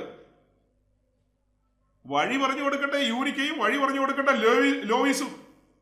ഞാൻ അവിടെ സ്റ്റക്കായിട്ട് നിൽക്കുക. തീത്തോസിയോസിന്റെ വീട്ടിൽ പോട്ടെ, പിക്ചർ കാണിച്ചിട്ട് ഒരു വാക്ക് പോലും മിണ്ടിയില്ല, ചുമ്മാ പടം ഡൗൺലോഡ് ചെയ്ത് കാണിക്കാൻ പോയി.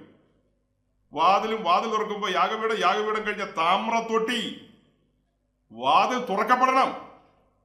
തുറക്കപ്പെട്ട വാതിലിലൂടെ നമ്മുടെ പ്രിയ സഹോദരന്മാർ അകത്തളങ്ങളിലേക്ക് കടന്നു വരണം. അവരുടെ കണ്ണിന്റെ മുമ്പിൽ വരച്ചു വെച്ച് കൊടുക്കണം. ഊഷിതനായ ക്രിസ്തുവിനെ കണ്ണിന്റെ മുമ്പിൽ വരച്ചു വെച്ച് കൊടുക്കണം. അവന്റെ പുറം ഉഴവുചാല് പോലെ ഉഴുതുമറിച്ചത് വെളിപ്പെടുത്തി കൊടുക്കണം. സുവിശേഷം എന്ന കലപ്പ ഹൃദയത്തിലൂടെ തലങ്ങും വിലങ്ങും കടന്നു പോകണം. അതെല്ലാം പോയി കഴിഞ്ഞിട്ട് പറ, എന്റെ ഉപദേശി, കൊറോണയൊക്കെ കഴിഞ്ഞല്ലോ നമുക്ക് സ്നാനപ്പെടേണ്ടത്, നീ എന്നിട്ട് പറ. ചുമ്മാ ഒരു സഹോദരി തന്റെ ഭർത്താവിന്റെ കൂടെ ഒരു സഭായോഗത്തിന് വന്നപ്പോ ഉടനെ പറയാം നമുക്ക് വെള്ളത്തിൽ ചാടണ്ടേന്ന്. നിങ്ങളിത് എന്ത് ദൈവരാജ്യമാണ് പ്രസംഗിക്കുന്നത്? നിങ്ങൾ ഈ ആളുകളെയൊക്കെ അവരുടെ ജീവിതം നശിപ്പിക്കുകയല്ലേ? അവർക്ക് ദൈവികമായ, അവർക്ക് ആത്മീയമായ സന്തോഷം ലഭിക്കണമെങ്കിൽ വീണ്ടും ജനനത്തിലേക്ക് വരണം. വീണ്ടും ജനിക്കാതെ ഈ ആളുകളെ ഇനി ഒന്നോടൊപ്പം മുമ്പിൽ ഒരു പിക്ചർ വന്നിരിക്കുകയാണ്. ഇത് ടാബർനാക്കലിന്റെയാണ്, അഥവാ സമാഗമന കൂടാരത്തിന്റെ പിക്ചറാണ്. നമുക്ക് ദൈവരാജ്യത്തെ കുറിച്ച് പറയാനും പഠിപ്പിക്കാനും ഇത്ര മനോഹരമായ ഒരു സബ്ജക്ട്. 50 അധ്യായങ്ങളാണ് ബൈബിളിലുള്ളത്. പഴയ നിയമത്തിൽ 46 അധ്യായങ്ങൾ, പുതിയ നിയമത്തിൽ 4 അധ്യായങ്ങൾ. എന്റെ ക്രിസ്തീയ ജീവിതത്തിൽ അതിന്റെ ആരംഭം മുതൽ ശുശ്രൂഷയ്ക്ക് ഇറങ്ങുന്ന സമയം വരെ, ബൈബിൾ സ്കൂളിൽ വരെ പോയിട്ടും ഇങ്ങനൊരു കാര്യം ഞാൻ കേട്ടില്ല. അതൊക്കെ കഴിഞ്ഞ് നാട് വിട്ട് ശുശ്രൂഷാമുഖത്തേക്ക് പച്ചയായ ജീവിത യാഥാർത്ഥ്യങ്ങളിലേക്ക് ഇറങ്ങിയ കാലത്താണ് ദൈവം ഈ കാര്യങ്ങളൊക്കെ പറഞ്ഞു തന്നതും പഠിപ്പിച്ചതും ബോധ്യപ്പെടുത്തിയതും ഒക്കെ. കുറെ വർഷങ്ങൾ ഞാനൊരു പ്രാദേശിക സഭയിൽ ഇരുന്നയാളാ. അന്നൊക്കെ എനിക്കിങ്ങനെ ഒരു പടമൊക്കെ ചാർട്ടൊക്കെ തൂക്കിയിട്ടിട്ട് എടാ മോനെ, ഈ കാര്യങ്ങളൊക്കെ ഇങ്ങനെയാണെന്നൊക്കെ ഒന്ന് പറഞ്ഞു തരികയായിരുന്നെങ്കിൽ വല്ലതും നട്ടോട്ടോ. ആ വാതിൽ നിന്ന് വിശദീകരിക്കണം. ബത്ലഹേം, ദാവീദിന്റെ സന്തതി ജനിക്കപ്പെട്ട പട്ടണം, സ്വർഗ മഹിമകളെ വെടിഞ്ഞൊരുവൻ എന്നെ തേടി വന്നു. വാതിൽ ബത്ലഹേം. അവൻ നടന്ന് നേരെ ഗോൽഗോഥായിലേക്ക് പോയി. നേരെ മുൻപിലിരിക്കുന്നു യാഗപീഠം അഥവാ ബലിപീഠം. നമ്മുടെ എല്ലാം പ്രിയപ്പെട്ടവർ ചുമ്മാ മരക്കുരിശും ചുമ്മിക്കൊണ്ട് മലയാറ്റൂർ മലയുടെ മുകളിലേക്ക് പോകുമ്പോൾ നെഞ്ചു പൊട്ടിയ നമ്മൾ ആ കാഴ്ച കാണുന്നത്. ജനത്തിന് ഇതൊന്നും മനസ്സിലാകുന്നില്ല. കൃപയാൽ നമുക്കിത് വെളിപ്പെട്ട് കിട്ടുക. ഇത് വെളിപ്പെടുത്തി കൊടുത്തിട്ട് വേണം പറയാൻ സ്നാനപ്പെടണ്ടേ, ചുമ്മാ പിടിച്ച് മുക്കാൻ പറ്റില്ലെന്ന്. ഊശിലേക്ക് നോക്കുമ്പോ കാണുന്ന കാഴ്ച എന്താ? എന്റെ വീണ്ടെടുപ്പുകാരൻ, മറുവിലയായി തീർന്നവൻ തകർന്നുറങ്ങി കിടക്കുകയാണ് അവിടെ. ആ കാഴ്ച ഞാൻ തകർന്നുറങ്ങിയ ഹൃദയത്തോടെയാണ് കാണേണ്ടത്. സുവിശേഷ പ്രസംഗം എന്നെ ഉടച്ച് തകർത്ത് തരിപ്പണമാക്കും, തച്ചുടച്ചു കളയും. അതാണ് സുവിശേഷ പ്രസംഗത്തിന്റെ പ്രത്യേകത. അല്ലാതെ വിസയൊന്നും മാറൂല. വിസ മാറും. തീപ്പൊയ്കയിൽ നിന്നുള്ള വിസ പുതിയ ഭൂമിയിലേക്ക് മാറും. ഇതാ മനുഷ്യരോടുകൂടെ ദൈവത്തിന്റെ കൂടാരം. വിസ ഏതാണ്? വിസ ഈഴെ പാതാളത്തിലേക്ക് പോകേണ്ട വിസയാ കയ്യിലിപ്പോ ഉള്ളത്. സ്റ്റാമ്പ് ചെയ്ത് കയ്യിലുണ്ട്. സ്റ്റാമ്പ് അടിച്ച് കൈ തന്നിരിക്കുക. ബോർഡിംഗ് പാസും കിട്ടിയാൽ മതി. ആ ഒരു പരുവത്തിലിരിക്കുന്ന ആളുകളാണ് കൃപയാൽ രക്ഷപ്പെട്ടത്. വാതിൽ തുറന്നു വന്നു, യാഗപീഠം കണ്ടു. അവിടെയാണ് മുട്ടുമടക്കേണ്ടത്. ഊശിന്റെ മുമ്പിൽ. ഊശിന്റെ ദർശനം നമ്മെ മാറ്റിമറിക്കണം. അടുത്തത് താമ്രത്തൊട്ടി. താമ്രത്തൊട്ടിയുടെ പിക്ചർ മാത്രം ഒന്ന് ഇച്ചിരി വലുതായി കാണിച്ച് ആദ്യമായിട്ട് കാണുന്നവർക്ക് ചിലപ്പോൾ പിടികിട്ടത്തില്ല.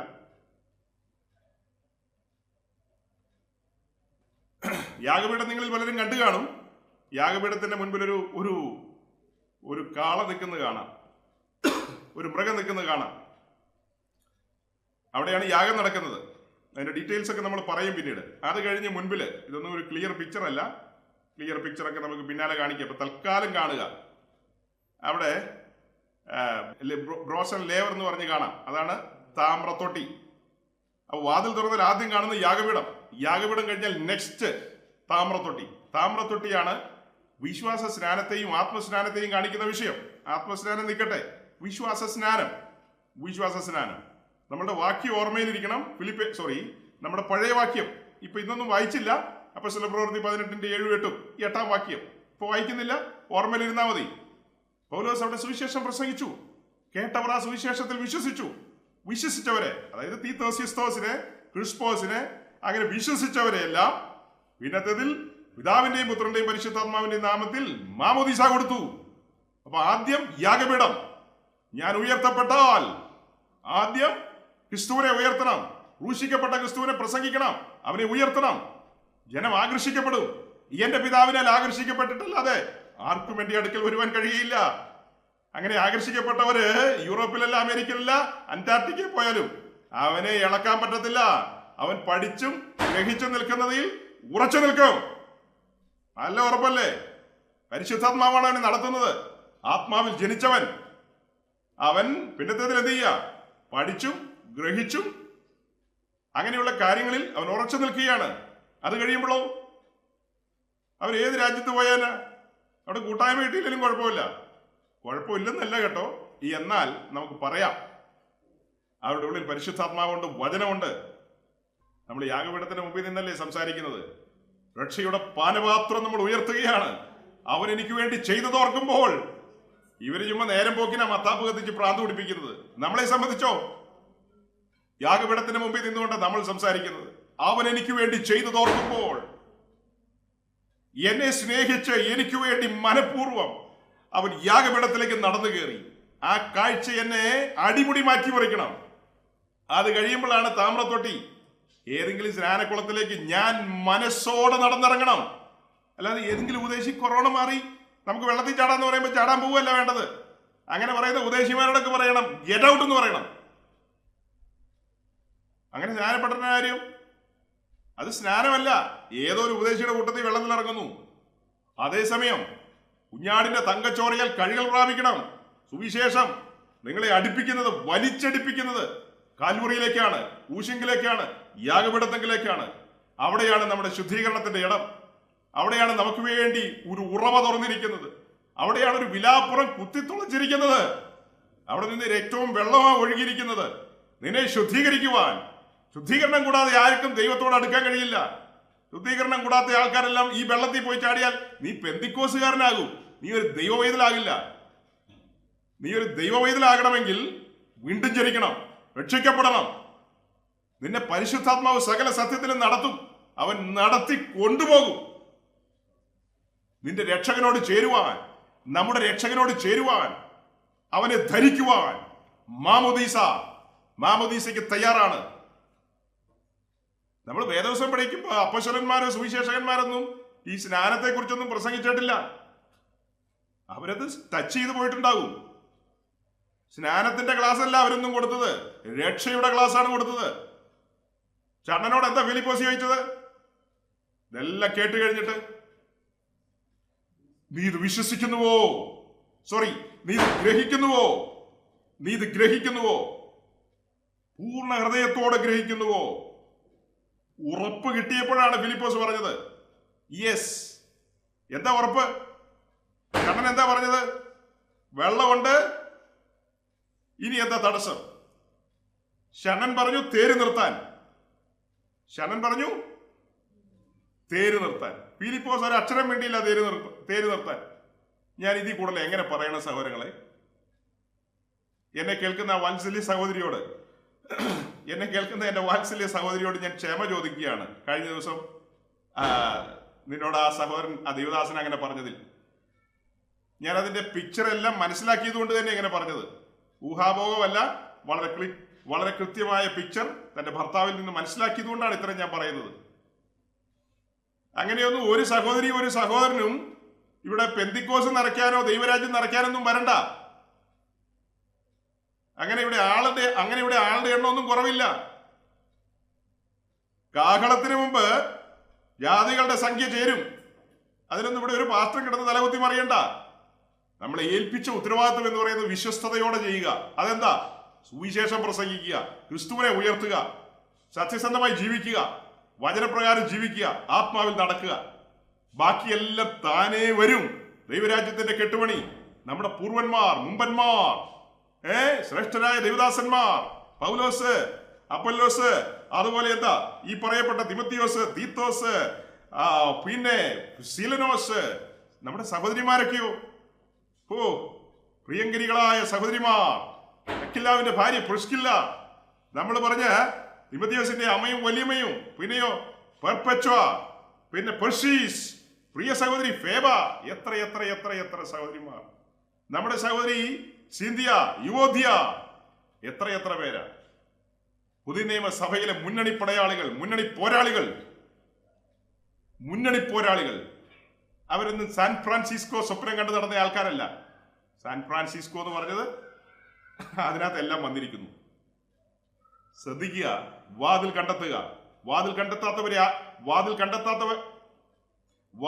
കണ്ടെത്താത്ത ആരെങ്കിലും ഇന്ന് രാത്രി ഞങ്ങളെ ഇന്ന് ശ്രദ്ധിക്കുന്നുണ്ടെങ്കിൽ വാതിൽ കണ്ടെത്തുക. അത്യുന്നതനായ ദൈവത്തിലേക്കുള്ള പ്രവേശനം കണ്ടെത്തുക. നാളെ എന്ന് പറയുന്ന ഒരു ദിവസം നമ്മുടെ മുമ്പിൽ ഇല്ല കേട്ടോ. ഉണ്ടെന്നൊന്നും ആരും ധരിക്കരുത്.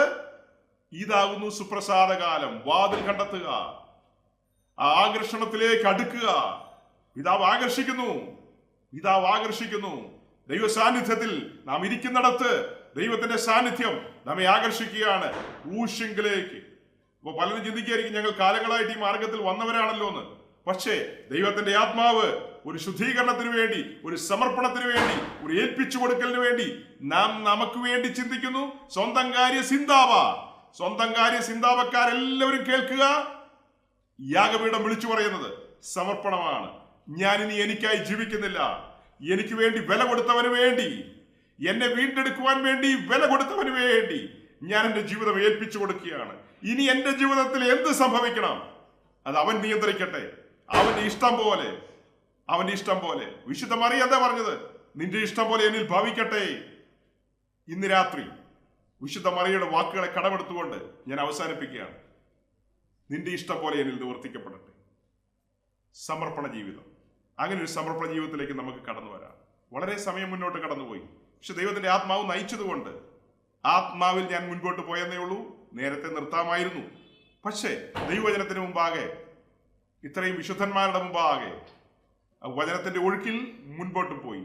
വചനത്താൽ നമ്മൾ ഈ വചനത്താൽ നാം ആശ്വാസം പ്രാപിക്കണം, ബലം പ്രാപിക്കണം, ഉറപ്പും ധൈര്യമുള്ളവരായി മാറണം, ബലമുള്ളവരായി മാറണം. അതിന് സ്വർഗത്തിലെ ദൈവം നമ്മെ സഹായിക്കട്ടെ. അപ്പോസ്തല പ്രവൃത്തി 15:35 വായിച്ചുകൊണ്ടാണ് നമ്മൾ തുടങ്ങിയത്.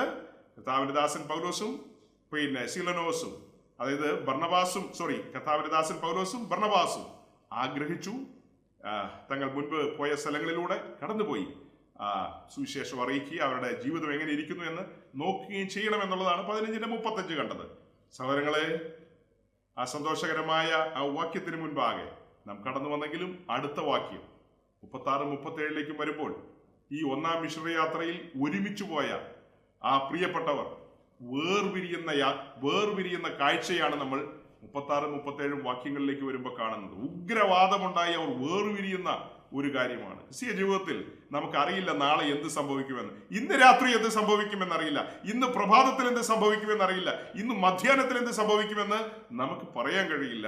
അടുത്ത നിമിഷത്തിൽ എന്ത് സംഭവിക്കുമെന്ന് പലതും സംഭവിക്കാം. എന്നാൽ ദൈവത്തിന്റെ പരിശുദ്ധാത്മാവ് നമ്മെ നയിക്കും. അതുകൊണ്ട് വചനത്തിൽ ഉറച്ചു നിൽക്കുക. ചില കാലങ്ങൾക്ക് ശേഷം 2 തിമോഥെയോസിന്റെ ലേഖനം എഴുതുമ്പോൾ അതിന്റെ 4-ാം അധ്യായത്തിൽ തിമോഥെയോസിനോട് പൗലോസ് പറയുകയാണ്, അതായത് ഈ 36-37 വാക്യത്തിൽ ഇവരുടെ ഒന്നാം മിഷൻ യാത്രയിൽ കൂടെ ഉണ്ടായിരുന്ന പ്രിയ സഹോദരനായിരുന്നു മാർക്കോസ്. ആ മാർക്കോസുമായി ഉള്ള വിഷയത്തിലാണ് ഇവർ വേർപിരിയുന്നത്, പൗലോസും ബർന്നബാസും വേർപിരിയുന്നത്. പിന്നത്തേതിലാണ് ശീലാസിനെ കൂട്ടിക്കൊണ്ട് 2-ാം മിഷൻ യാത്രയ്ക്ക് പൗലോസ് മുന്നോട്ട് പോകുന്നത്. കാലങ്ങളായി മാർക്കോസുമായിട്ടൊരു ബന്ധമില്ലായിരുന്നു. മാർക്കോസ് എന്ന വാക്കിന്റെ അർത്ഥം നിങ്ങൾ എത്ര പേർക്ക് അറിയാമെന്ന് എനിക്ക് അറിയില്ല. സമയം ഉണ്ടായിരുന്നേ ചോദിക്കാമായിരുന്നു, ഇനി ചോദിക്കാൻ പറ്റത്തില്ല, സമയം പോയി. മാർക്കോസ് എന്ന വാക്കിന്റെ അർത്ഥം വലിയ ചുറ്റിക എന്നാണ്. കുറിക്കണമെങ്കിൽ കുറിച്ചു വെച്ചോ, വലിയ ചുറ്റിക. മാർക്കോസ് എന്ന് പറയുന്ന വാക്കിന്റെ അർത്ഥം വലിയ ചുറ്റിക. 4 സുവിശേഷങ്ങളിൽ രണ്ടാമത് നാം കാണുന്ന സുവിശേഷമാണ് മാർക്കോസിന്റെ സുവിശേഷം. 4 സുവിശേഷങ്ങളിൽ രണ്ടാമത് നാം കാണുന്ന സുവിശേഷമാണ് മാർക്കോസിന്റെ സുവിശേഷം. മാർക്കോസിന്റെ സുവിശേഷത്തിന്റെ പ്രത്യേകത എന്ന് പറയുന്നത് യേശു ക്രിസ്തുവിനെ ഒരു ദാസൻ എന്ന നിലയിൽ വരച്ച് കാണിച്ചിരിക്കുന്ന സുവിശേഷമാണ് മാർക്കോസിന്റെ. അതേസമയം മത്തായിയുടെ സുവിശേഷം യേശു ക്രിസ്തു ഒരു രാജാവ് എന്ന നിലയിൽ കാണുന്ന ഒരു സുവിശേഷമാണ്. മാർക്കോസിന്റെ സുവിശേഷം യേശു ക്രിസ്തു ഒരു ദാസൻ എന്ന നിലയിലാണ്. അപ്പൊ വലിയ ചുറ്റിക വീഴണം. മാർക്കോസിന്റെ മേലും നമ്മുടെ മേലും ഒക്കെ വീഴണം. ഒന്നാം യാത്രയിൽ മാർക്കോസ് ഇത്തിരി അനുസരണക്കേട് കാണിച്ചു. സ്വന്തം കാര്യം ചിന്താവ, സ്വന്തം പല കാര്യങ്ങൾക്ക് വേണ്ടി വേലയിലുള്ള ഉത്സാഹം, വേലയിലുള്ള ആ ഒരു സമർപ്പണം, ആ കാര്യത്തിലൊക്കെ ചില വ്യതിചലനങ്ങൾ വന്ന് മാർക്കോസ് വഴിമാറിയപ്പോൾ പൗലോസിന് കോപം വന്നു. 2-ാം യാത്രയിൽ പൗലോസ് മാർക്കോസിനെ കൂടെ കൂട്ടിയില്ല. ഒരു ഭിന്നിപ്പുണ്ടായിരിക്കുന്നു, ഒരു അകൽച്ചയുണ്ടായിരിക്കുന്നു. പക്ഷെ 35-ാം വാക്യത്തിൽ അങ്ങനെയല്ല. സന്തോഷകരമായ നിമിഷമാണ്. നിങ്ങൾ തന്നെ നോക്കിക്കൊള്ളണം. പിന്നീട് പുസ്തകത്തിൽ 36-37 വരുമ്പോൾ ആ സന്തോഷം കഴിയുമ്പോൾ വരുന്ന ഒരു ഭിന്നതയാണ്, ഒരു അകൽച്ചയാണ്. എന്നാൽ കാലങ്ങൾക്ക് ശേഷം വലിയ ചുറ്റിക വീണ മർക്കോസിന്റെ മേൽ വലിയ ചുറ്റിക വീഴുകയാണ്. ഒരുക്കപ്പെട്ടവനായി, തകർക്കപ്പെട്ടവനായി, വേലയ്ക്ക് പ്രയോജനമുള്ളവനായി തീരുകയാണ്. അത് ആത്മാവിൽ ഗ്രഹിച്ച പൗലോസ് റോമൻ കാരാഗ്രഹത്തിൽ കടന്ന് പറയുകയാണ്, പ്രിയമകനായ മർക്കോസിനെ കൂട്ടിക്കൊണ്ടുവരിക, അവൻ വേലയ്ക്ക് പ്രയോജനമുള്ളവനാണ്. അങ്ങനെ അല്ലായിരുന്നു. പക്ഷെ ചില കാലങ്ങൾ അകന്ന് നിൽക്കേണ്ടി വന്നു. ആ ചില കാലങ്ങൾ മർക്കോസ് തിരിച്ചറിഞ്ഞു. വലിയ ചുറ്റിയുടെ പ്രഹരങ്ങൾ ഇത് സാത്താനാണോ എന്നൊന്നും ചോദിച്ചു കിടക്കുകയല്ലായിരുന്നു മർക്കോസ്. ഈ പ്രഹരങ്ങളൊന്നും സാത്താൻ കൊണ്ടുവരുന്നതല്ല, സാത്താനെ ദൈവം അനുവദിക്കും. ദൈവം അനുവദിക്കാതെ ഒരു പ്രഹരങ്ങളുമില്ല. ഈ അടികൾ മുഴുവനും അല്ലെങ്കിൽ ഈ ചുറ്റികയുടെ അടികൾ, ഹാമറിങ് എന്ന് പറയും, ആ അടികൾ മുഴുവനും വന്നത് എവിടെന്നാ? ദൈവത്തിന്റെ ആലോചനയിൽ നിന്നാ. എന്തിനാ? മർക്കോസെ, നിന്നെ ഒരു ദാസനാക്കണം, എന്നിട്ട് നിന്നെ കൊണ്ട് പറയിപ്പിക്കണം, അടിയനിതാ. മാതൃകാ പുരുഷൻ കടന്നുപോയിട്ടുണ്ട്. നമ്മുടെ കർത്താവ്, അവൻ ദാസനായിരുന്നു. മഹത്വത്തിന്റെ സിംഹാസനത്തിൽ നിന്ന് ഇറങ്ങി വന്ന് മഹിമയുടെ വസ്ത്രങ്ങൾ ഉരിഞ്ഞു വെച്ച് അരകൾ തുവർത്തു ചുറ്റി. ദാസൻ അവൻ തന്റെ ശിഷ്യന്മാരുടെ പാദം കഴുകി. എന്നിട്ട് അവൻ പറഞ്ഞു, ഞാൻ ശുശ്രൂഷ സ്വീകരിപ്പാനല്ല, ശുശ്രൂഷിപ്പാൻ അത്രേ വന്നിരിക്കുന്നതെന്ന്. എന്താ റോൾ മോഡൽ! എന്തൊരു മാതൃക! ആ മാതൃകാ പുരുഷനെയാണ് നാം പിൻപറ്റുന്നത്. അല്ലാതെ ചുമ്മാ നേരെ പോക്ക് പെന്തിക്കോസ് കളിച്ച് ആയുസ് പാഴാക്കല്ലേ. യാഗപീഠമാണ് നമ്മുടെ മുമ്പിൽ വെളിപ്പെട്ടിരിക്കുന്നത്. ചുറ്റകയാണ് വെളിപ്പെട്ടിരിക്കുന്നത്. ചുറ്റിക, യാഗപീഠം. അല്ലാതെ വിസയും ഉയർച്ചയും ന്യൂയോർക്കും സിംഗപ്പൂരും ഒന്നും അല്ല വെളിപ്പെട്ടിരിക്കുന്നത്. അടിച്ച് പണിയണം നമ്മളെ. നാം ആ ദാസ്യ മനോഭാവത്തിലേക്ക്, മീൻസ് നാം എന്താ, അടിയനിതാ, ഇതാ നിന്റെ ദാസി, അങ്ങനെയല്ലേ പറഞ്ഞത്?